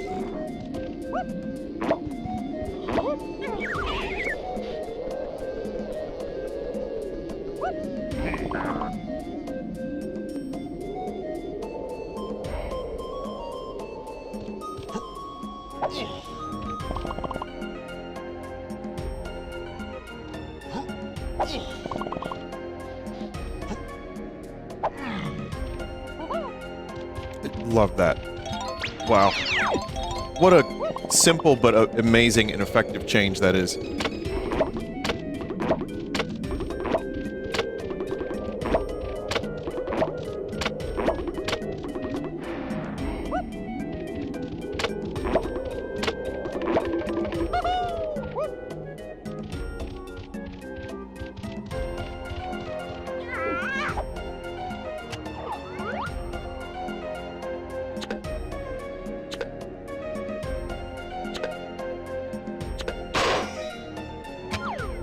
We got there eventually, chat.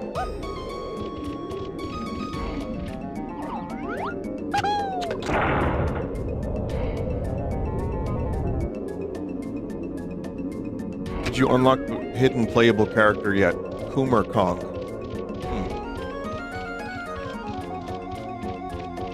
Ah, Donkey Kong. I say. Splat. The timing was so perfect.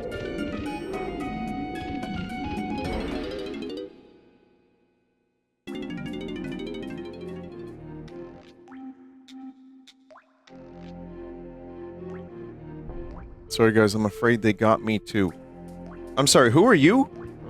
There were other Kongs in Donkey Kong Country 2 and 3, but...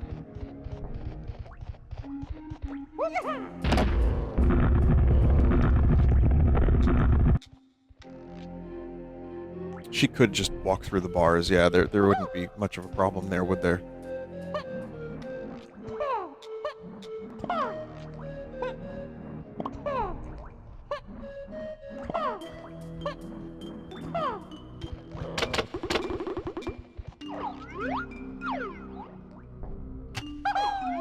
I don't mind that they came up with new Kongs, but, I mean, you know, Dixie Kong was cool and all. And she wasn't in this game, so I was a little disappointed when I was a kid. I didn't have DKC 3, so I couldn't tell you. I was disappointed that, what's his name, Gormley wasn't in the game.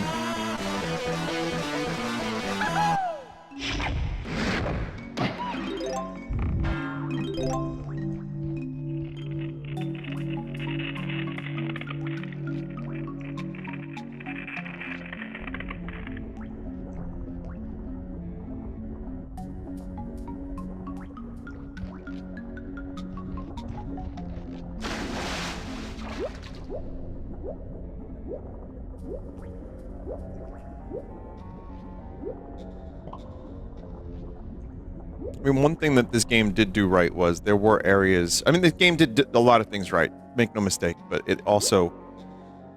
like I said, the reason this patch fixes so much is just the insane amount of backtracking. But there were a number of...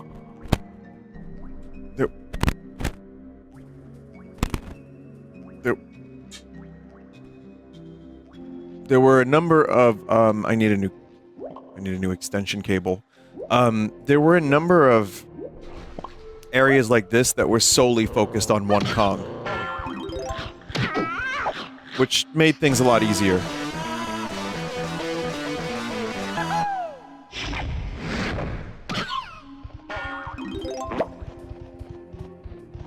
Because you could just spend like 10 minutes in here as one Kong and not have to switch.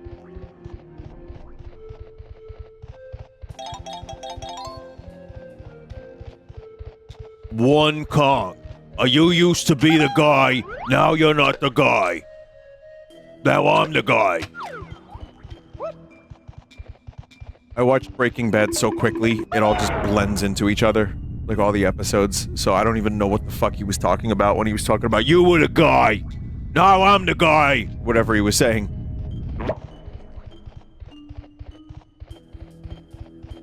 And then I think there was a scene where they were on an alien planet and Mike Ehrmantraut and Mike Ehrmantraut's clown were talking to each other, and he was like, now I'll do the fingering.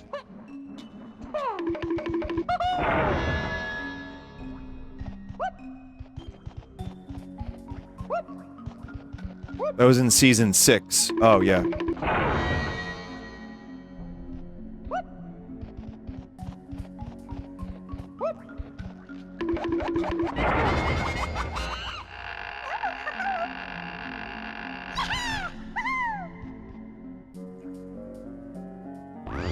Purple banana. There she is. Complete with no moves. Hey, Chad, here's a question. Do I have to actually go back to each... Like, if I find one Funky Kong, will he sell me all the moves? Or do I have to go to every level? He will. Okay, he'll sell all. Was that the same episode where Gus died from a gabagool-related accident? I don't know, I get all my shows confused. It's just so easy, because there's, like, too many shows. I remember at one point, there was a scene where it was like, Where's the gabagool?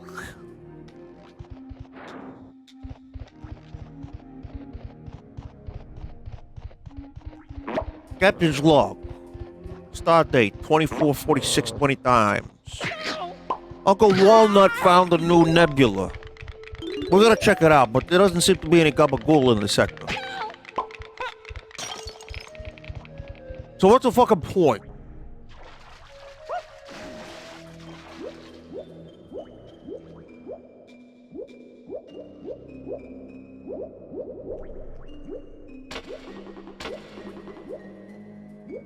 when does Homer walk in? At some point on the bridge, you know, or like Tony's in his ready room and you hear the noise and he's like, come. And then Homer's like, and that's all I can do of Homer.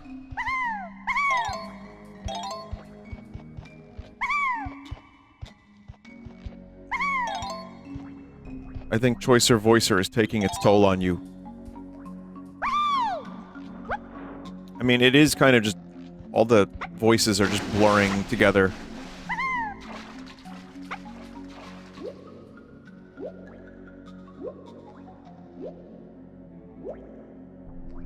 I mean, this will just be TV when... I mean, I know people, how they feel about AI, and I... to a large degree, I see. I mean... there's so much stuff that just is, like, I look at it and I'm like, oh, it was funny when Will Smith couldn't eat spaghetti, and now we can eat spaghetti, and it's just depressing. But, you know, in a couple of years, I mean, even apparently at the conference just today, NVIDIA was really going hard on the AI stuff. And it's like, there's gonna be a thing where you can just tell your TV in about 15, 20 years that you want to generate an episode of Star Trek The Next Generation starring Tony Soprano with a cameo appearance by Peter Griffin, and it's just gonna be there, and it'll be great because you can be on your phone while you don't watch it. And Netflix is gonna be, like, that's gonna be so profitable for them.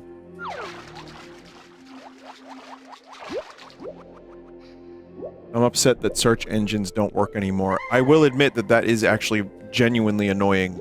I know the AI debate is a lot more complex than some people make it out to be, and it's a conversation that I frankly don't want to fucking have because it gets stupid.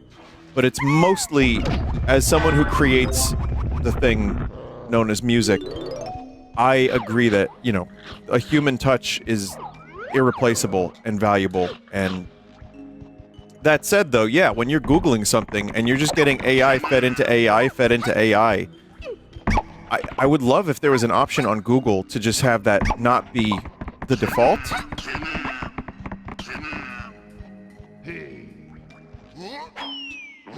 Like, maybe there should be a button that you could press, that you can turn it on if you want to.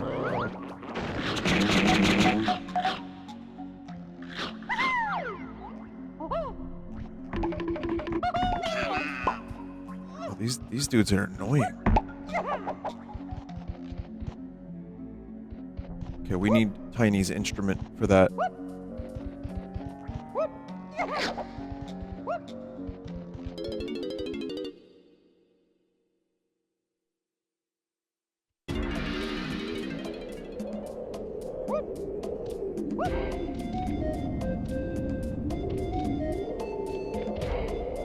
But yeah, it's just gonna get weirder and weirder. But the good news is, chat, there is actually good news about the future. Like, I see people saying they're depressed about the future and they don't know what to expect. I understand.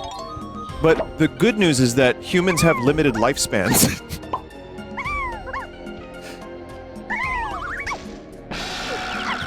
So cheer up!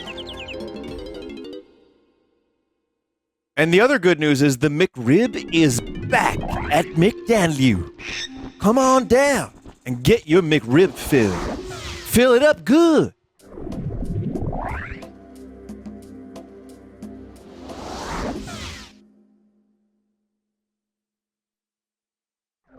I did have a McRib when after I was sick. I got a McRib because I just wanted fat and meat, and it was... I don't know what it tasted like, because it was... mainly just sauce. It was just drenched in the barbecue sauce. So I don't really... It was just salt and sauce.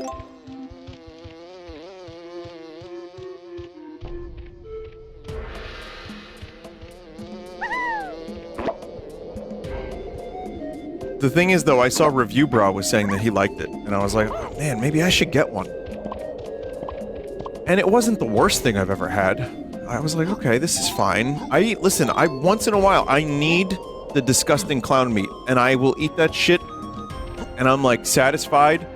But I also had some McDonald's recently, aside from the McRib, where I got the clown meat, and it was, like, kind of, like room temperature, and it felt like it was sitting around a while, and I just felt bad.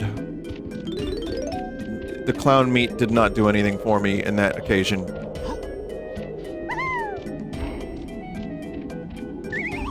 But yes, I do have slop craving once in a while, and usually it's just whatever is closest or whatever I'm near. I'll just grab a slop.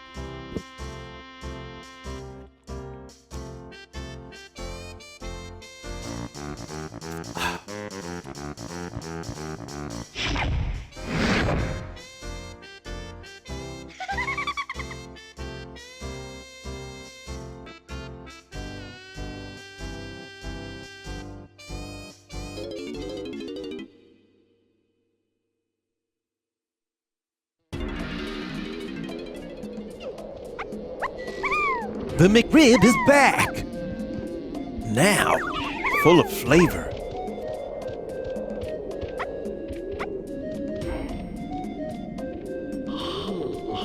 Double the flavor. Your taste buds will explode. Engorge your taste buds with the new McRib.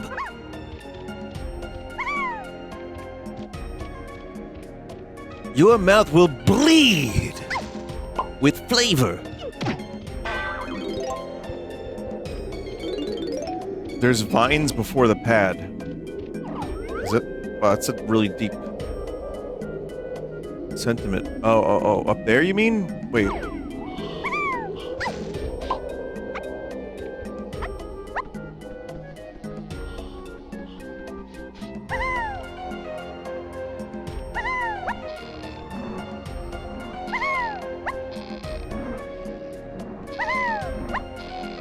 Ah, yes.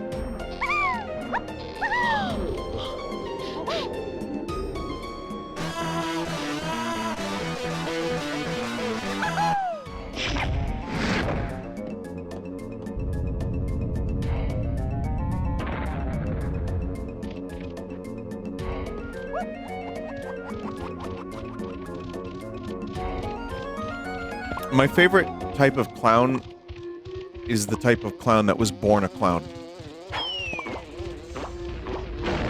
Like, I enjoy the idea that clowns are a separate species from human, and that their meat tastes different. Like, that to me is a really good, like, clown lore.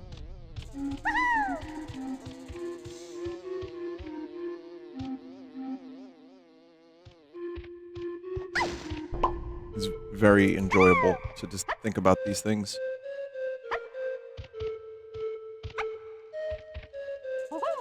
Hey, yeah.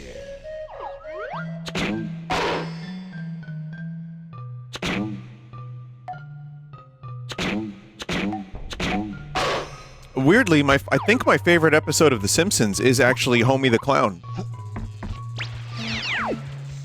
Now that I've seen enough of the classic episodes, I think there's a number of great ones that I've seen. Mr. Plow.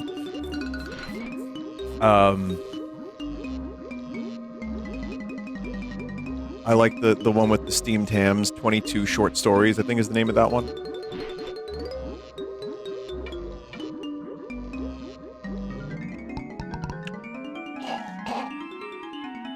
What season are you on? I mean, I'm still working my way through season 5. I'm almost done with it, but I've skipped around a ton. Jump into my barrel with your furry face. Oh god, furry face on you become temporarily invincible. The X-Files one is pretty good. Have you seen Frank Grimes? Yes.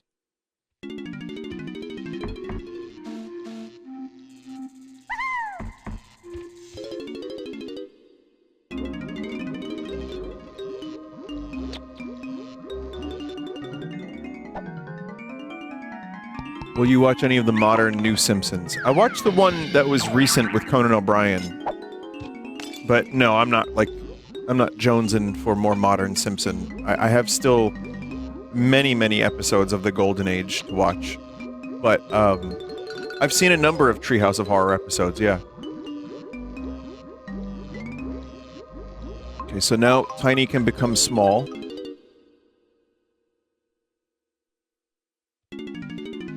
Vinny is reading Berserk. How'd you get that from this sentence? From all of this conversation?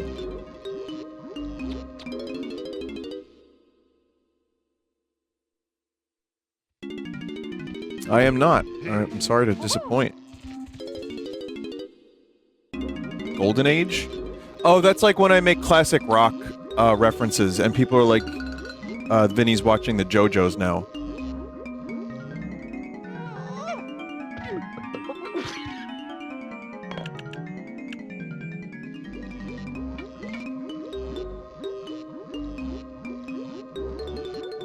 Okay, so now Diddy can do a jetpack.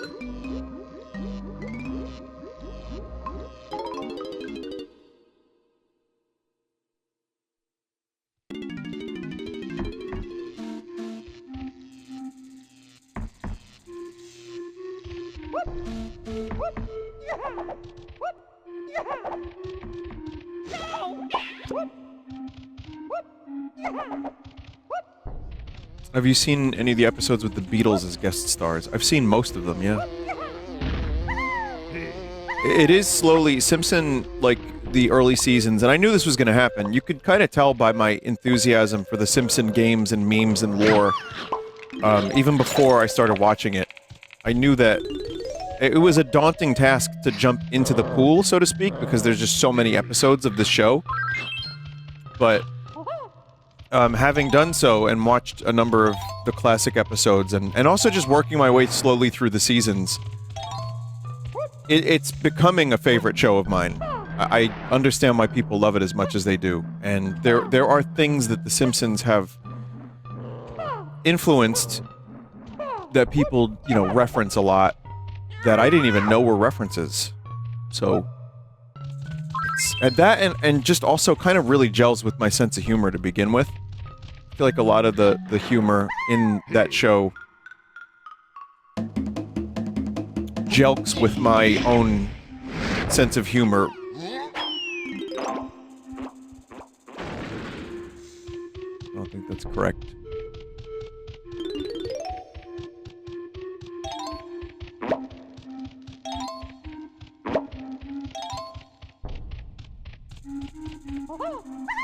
It's just a brilliant thing to chat. Now picture this with 5 characters and all the different banana collectibles that are just immediately unavailable because you reach an area with a character that you're not playing as. Like right here, right here.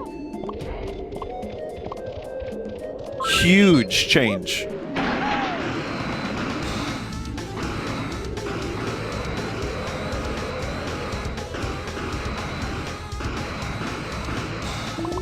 Diddy Kong is the Bart Simpson of this game.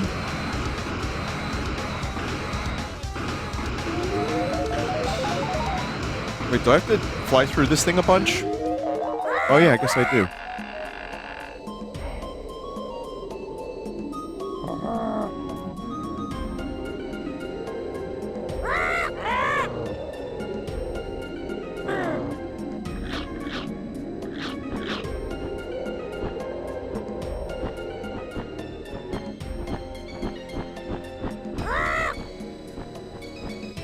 Freedom. Thanks, Diddy. If you fancy a test of your flying skill, come see me at the jet barrel.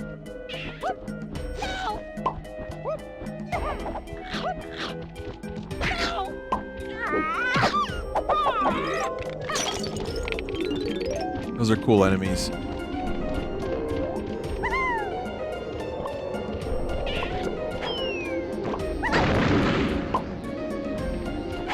Also, another thing, I thought I was clever in calling Bart Simpson Bort, and it's just in an episode. Wait, try again.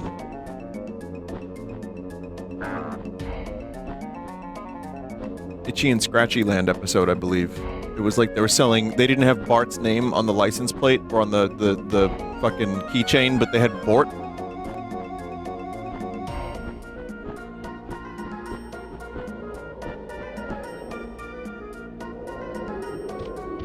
We'll just not try that again. I don't even know what was happening there.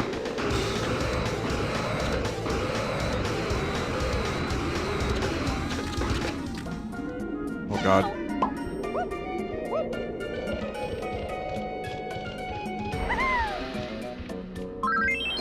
It's okay, we're unlocking warps and stuff.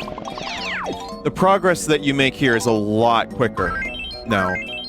Like, it's very, very fast compared to how it normally would be.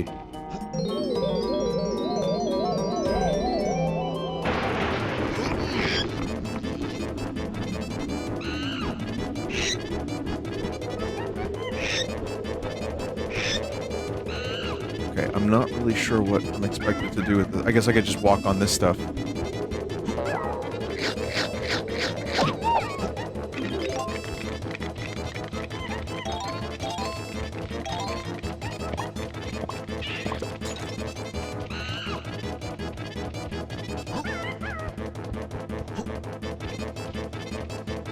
It's weird how dull the abilities Donkey gets are. Well, Donkey is supposed to be strong, but then they have another character who is, like, strong.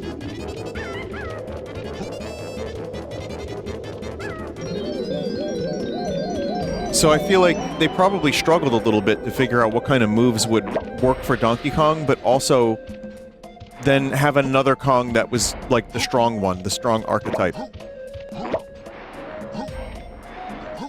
Donkey is an all-rounder. Yeah, he is. I mean, I guess that's kind of what I was trying to say. But, yeah, I was gonna say, it is kind of probably a little bit weird to figure out what abilities would be best for him.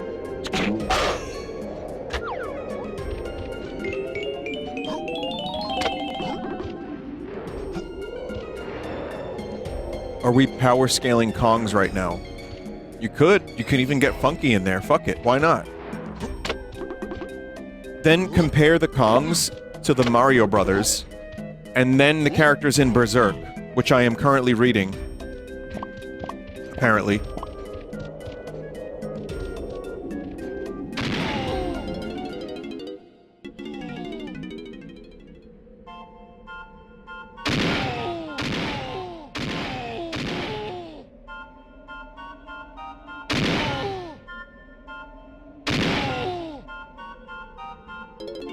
Shit.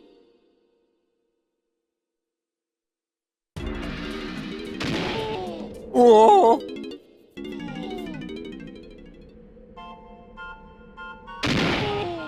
For real, it's not a joke. No, I'm genuinely not reading Berserk.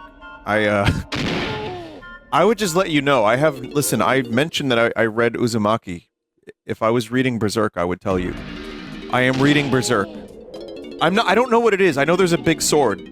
And I know that there is a guy named, Josakai, who, wields the Hattori Hanzo sword.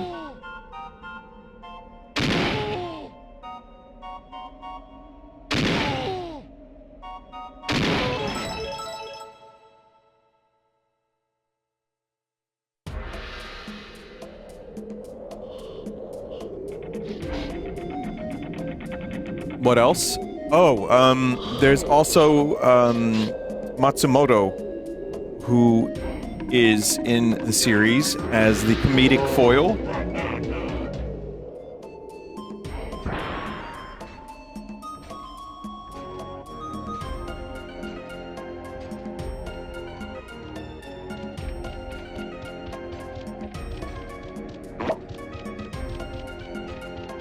Close enough. Yeah.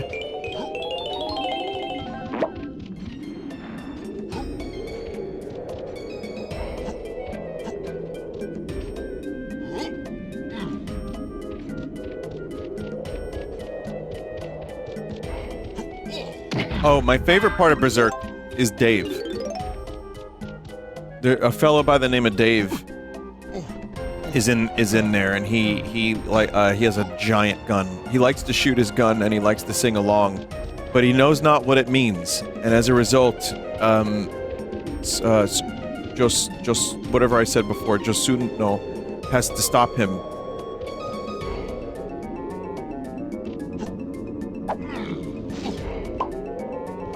Many of the characters in Berserk are plot points.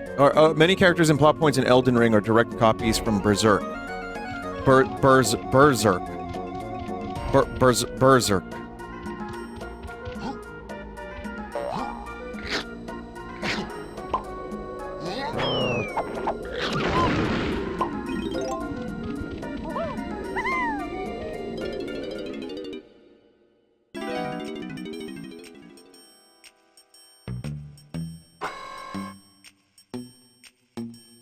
Okay, got nothing for you.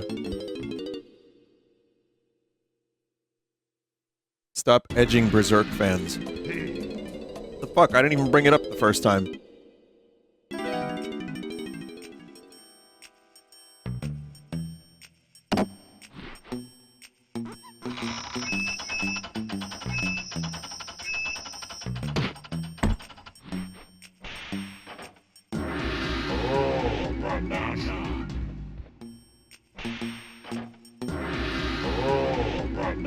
Berserk fans are starved because they only get one chapter every 8 months. Yeah.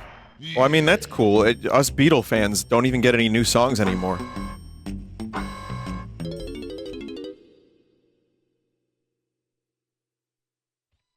Oh, we did. Well, we did last year, actually. Weirdly enough. The author passed away. So wait, how is new stuff coming out? Did they got a new guy writing it?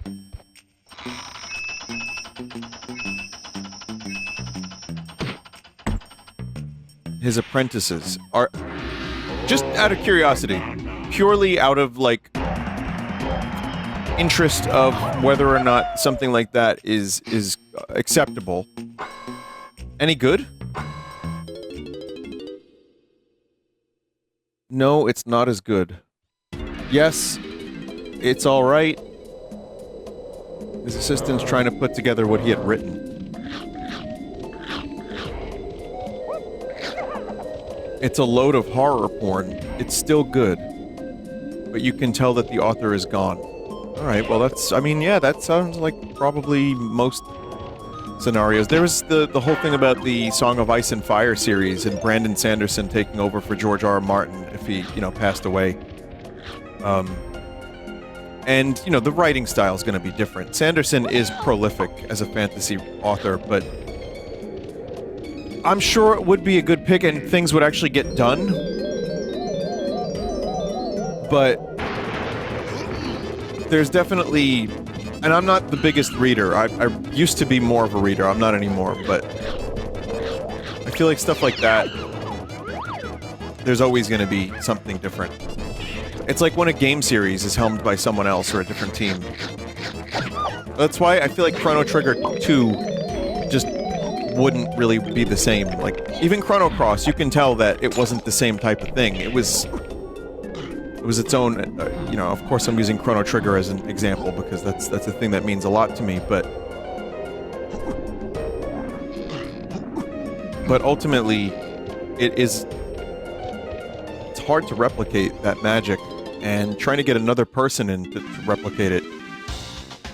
At best, though, you have series that go on for a long time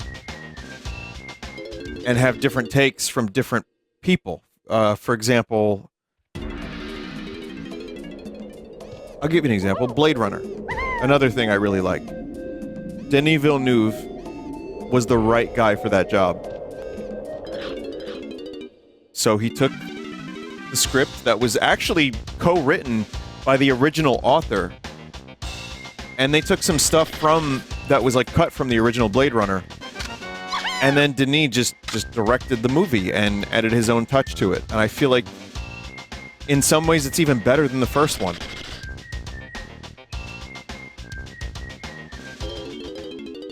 Hampton Fancher is the name of the guy that wrote the original screenplay, along with this other dude, David Peoples. But what I like is, in an interview, Harrison Ford was talking about Blade Runner, and he was like, "It's written by this guy."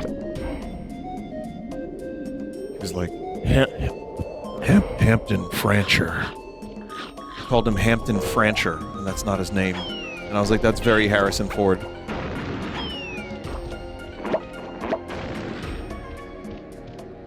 The Blade Runner script is pretty good. It was written by a guy named Monster Rancher. So I agreed to do it for the money. I mean, and also for the art.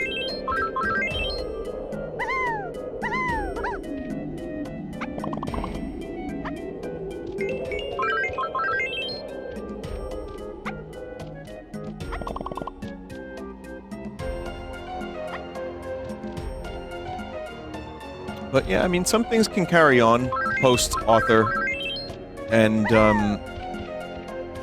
you know, look at the James Bond stuff, for example. There's potential there. The original, author, Fleming, like, they only used his, like, his books for some of James Bond, and then they did a lot of,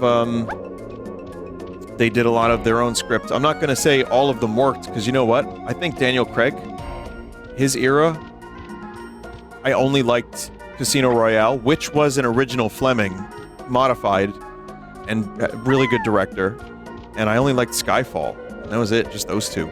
But I love GoldenEye. GoldenEye wasn't a Fleming book.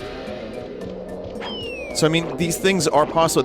They end up different. Like, a different author, a different person's going to have different takes on it. But also, it's the thing, like, just to go back to The Simpsons, I don't know nearly as much about this as most people do. But I think it's fascinating that, you know, you had similar showrunners, but now there's writers in the writer's room that grew up with Simpson. Just like there's people working on Final Fantasy VII Rebirth that grew up with the original Final Fantasy VII. Jump in the barrel to get healed? Oh, really? Oh, I've been avoiding those barrels so much, like the plague, just out of spite. I didn't realize they healed you. I think Simpsons is seeing a revival because of this. Well, that's where you kind of see the videos. The Simpsons is back. Or The Simpsons still sucks, or it's not as good as it used to be. I miss the old days. Like, there's a million videos like that, and obviously, that kind of video is really good for engagement and clicks. So, you kind of can't always take that at 100% value, because you don't always know the intention of the people making stuff like that. But, I think there is a consensus that, you know, people seem to be agreeing that it's better now than it was in that, like, dip. There's, like, an era where it was just, like, trash.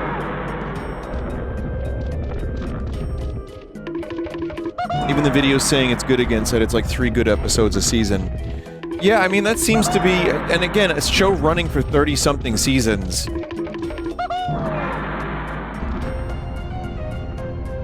is very, very weird. It's very strange that it goes on that long.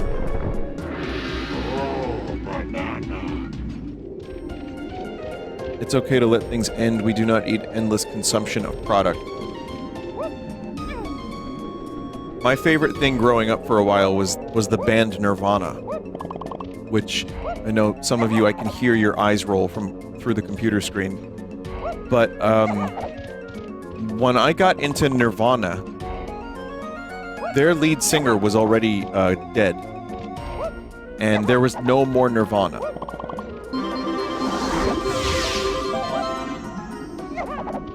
And the legend kind of even grew because of that,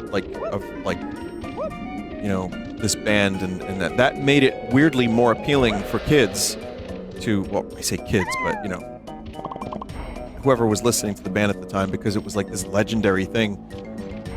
Very sad and depressing, but, you know, that sort of thing does cement people as, like, you know, like the 27 Club and all that. Anyway, the point is, I'm digressing. The point is, I only had a couple albums, and I spent 2 or 3 years getting really into it. So I understand where people get their obsessions from. It's part of growing up. It can become kind of unhealthy, and it can eventually, I think people want to escape sometimes so much that they then invent their own, like, fan scenarios, and they you know, fan fictions and all that. But, you know, there's a reason why these series, like The Office, carried on for so long, where the English Office, the British Office, only was, like, 2 seasons.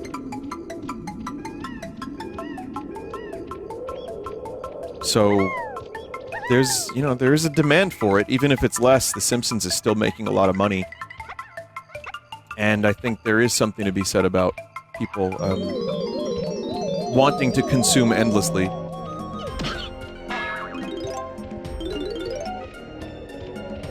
But then things get bad, and it's okay to let things go. That's why a lot of the British series that have, like, 2 seasons are very smart, because it's like, do a really good job for 2-3 seasons, tell your story, get in, get out. Congratulations, you have a series that will forever be remembered as a good series, as opposed to, yeah, it was alright, but it got real bad towards the last 20 seasons.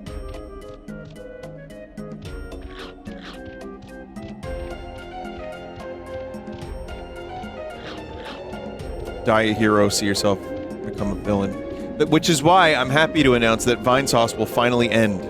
Now, some of you will probably need to hold your applause, because that was a joke. I see you! I see you! I know who you are! How dare you! I'm writing high-quality material every day to bring to you, and you're glad it's gone?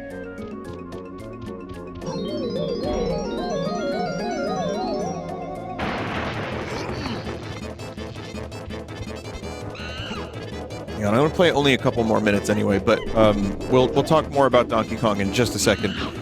Point is, I think I learned from some of the things I liked growing up that nothing lasts forever, and that it's okay to have multiple interests. So from Nirvana, those couple years I was really into them, I got into other bands. And when I discovered classic rock, suddenly a whole world opened up, and I didn't feel so, like, man, you know, this type of music I like, they don't make it as much anymore. Well, there's a ton of it. So, you know, that was a tough lesson, but it was a good lesson to learn, I think. And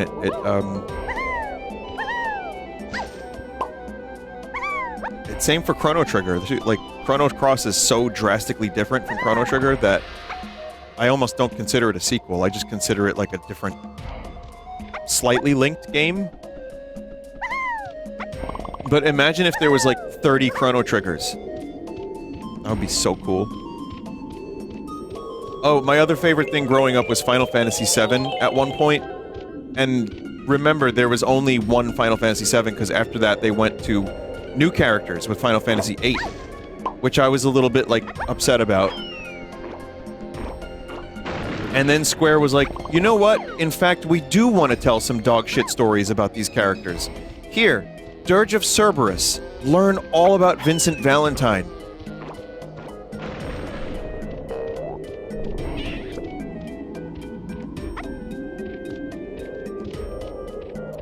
I do have one more thing I want to mention about The Simpsons, I swear. This is it. Just one last thing. Is that when you have a series, you know, the Simpsons did it, that whole thing, they've done so much, it's probably really, really hard for them to do something new that they haven't already had an episode about, and then also maintain a status quo to a degree. I mean, apparently I've learned that they were, even like around season 4 or 5, that's where the Poochie episode came from. People were like, I'm done, The Simpsons suck now. Or like, it's too different. And they thought they were like done after season 5 or 6. They were like, that's it, it's over, we're not making any more episodes. 30 years later. And there really only are so many types of stories to be told on this planet, on this godforsaken planet. So, what's interesting about the stories is the perspective and how they're told. Like, you can watch the same type of story 1,000 times, but if it's told in an interesting way with cool perspective and characters that are different each time,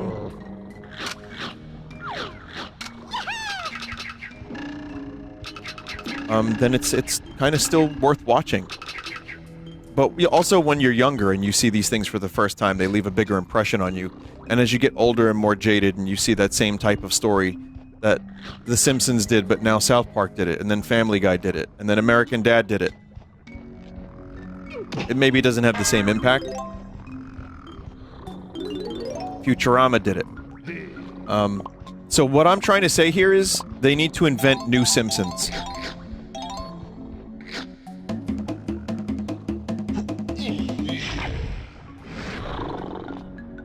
Simpsons 2. That's right, that'll be the name of the show, Simpsons 2, and they just start fresh. And there will be like Bob Simpson,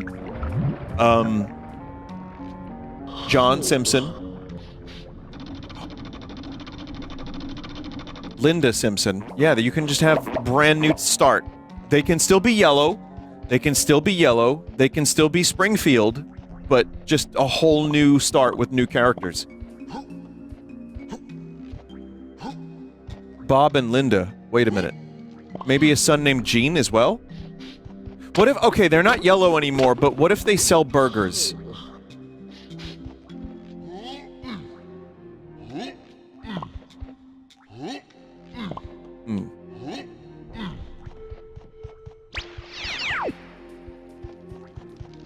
This is getting kind of weird. I feel like I've seen this show before.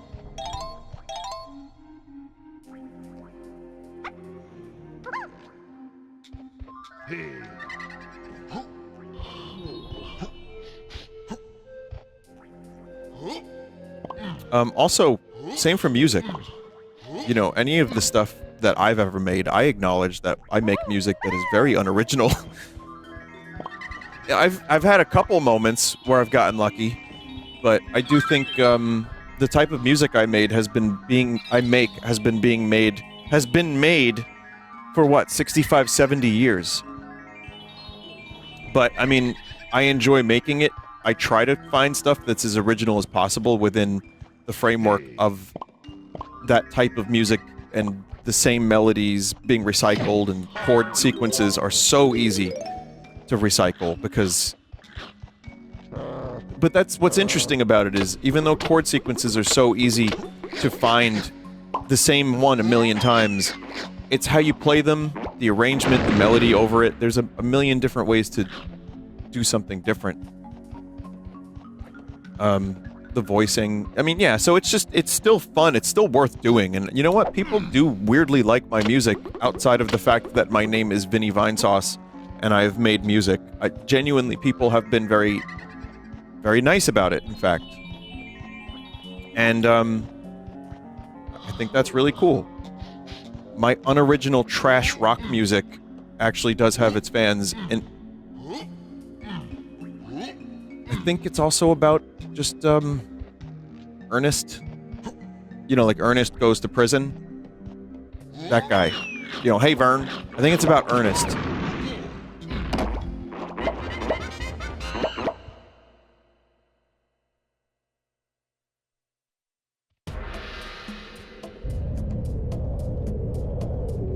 Have you ever thought about doing something wildly different stylistically, like for an entire album, Gizzard style? No, I like doing little experiments. I also don't try to write. I just play, and then whatever the song sounds like, I lean towards that. So I don't set out to, like, write a specific thing. I just like to write, and then... Yeah. So... But, yeah, I mean, there's also... That's another reason why rock is dead, quote-unquote, and... The music genres get stale over time. It is a little hard to find original stuff, especially when people have come to expect and see it all and hear it all. Just kind of People get ready for something new.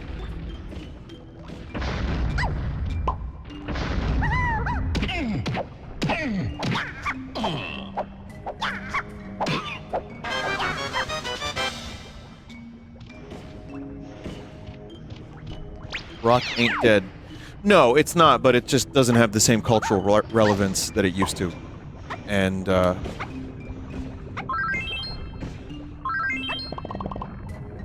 you know, that's why people are like, it's dead, but it's very much not.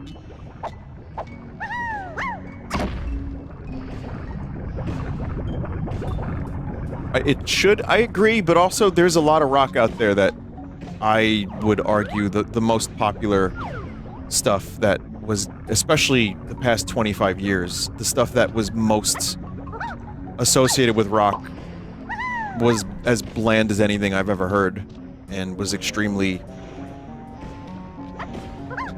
derivative and, you know... And maybe that's just because everything was done already. I don't know. And I say this fully admitting that a lot of my stuff isn't original, but I think people were just ready for new genres. They were ready for different things. Maybe some people just wanted to have fun and not be reminded of the challenges of life. And they just wanted to dance, drink vodka, club.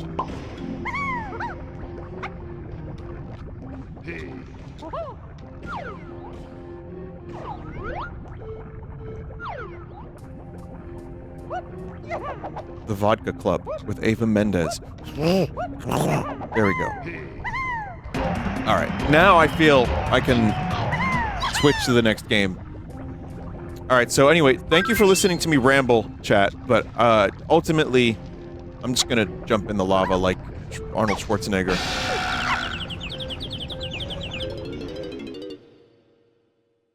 I'm going to save in a couple of different ways. Now that I've had a decent amount of time with this, troubleshooting aside, I've had like a decent 2 hours to get into it. Just double check here that I'm saved. Okay.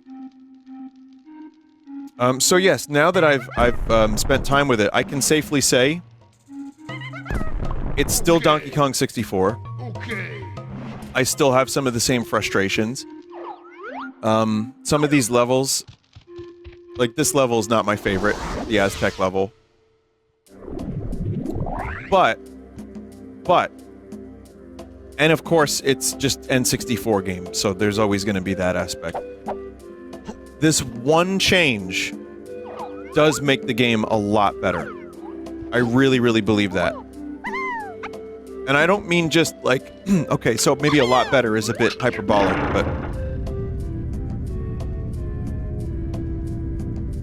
it's really, like, I could never go back to playing this game the original way after trying this patch.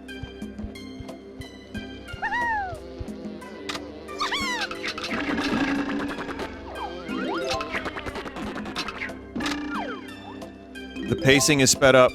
The game just feels a lot more... I don't know, it just feels a lot snappier. And it's just fun to switch characters and have all their moves available. So yeah, I'll probably come back to this if I'm in the mood for it. I could see that happening. And I still haven't unlocked the other characters, so... And I want to see more of the worlds. There's some really good worlds ahead. The Ghost world in particular is great.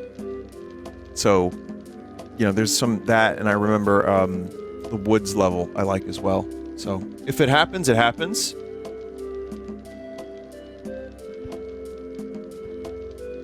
But, yeah, it's still fun. Problems, of course, but still really fun, and a great patch. So, thank you for making this, whoever made this. Seriously.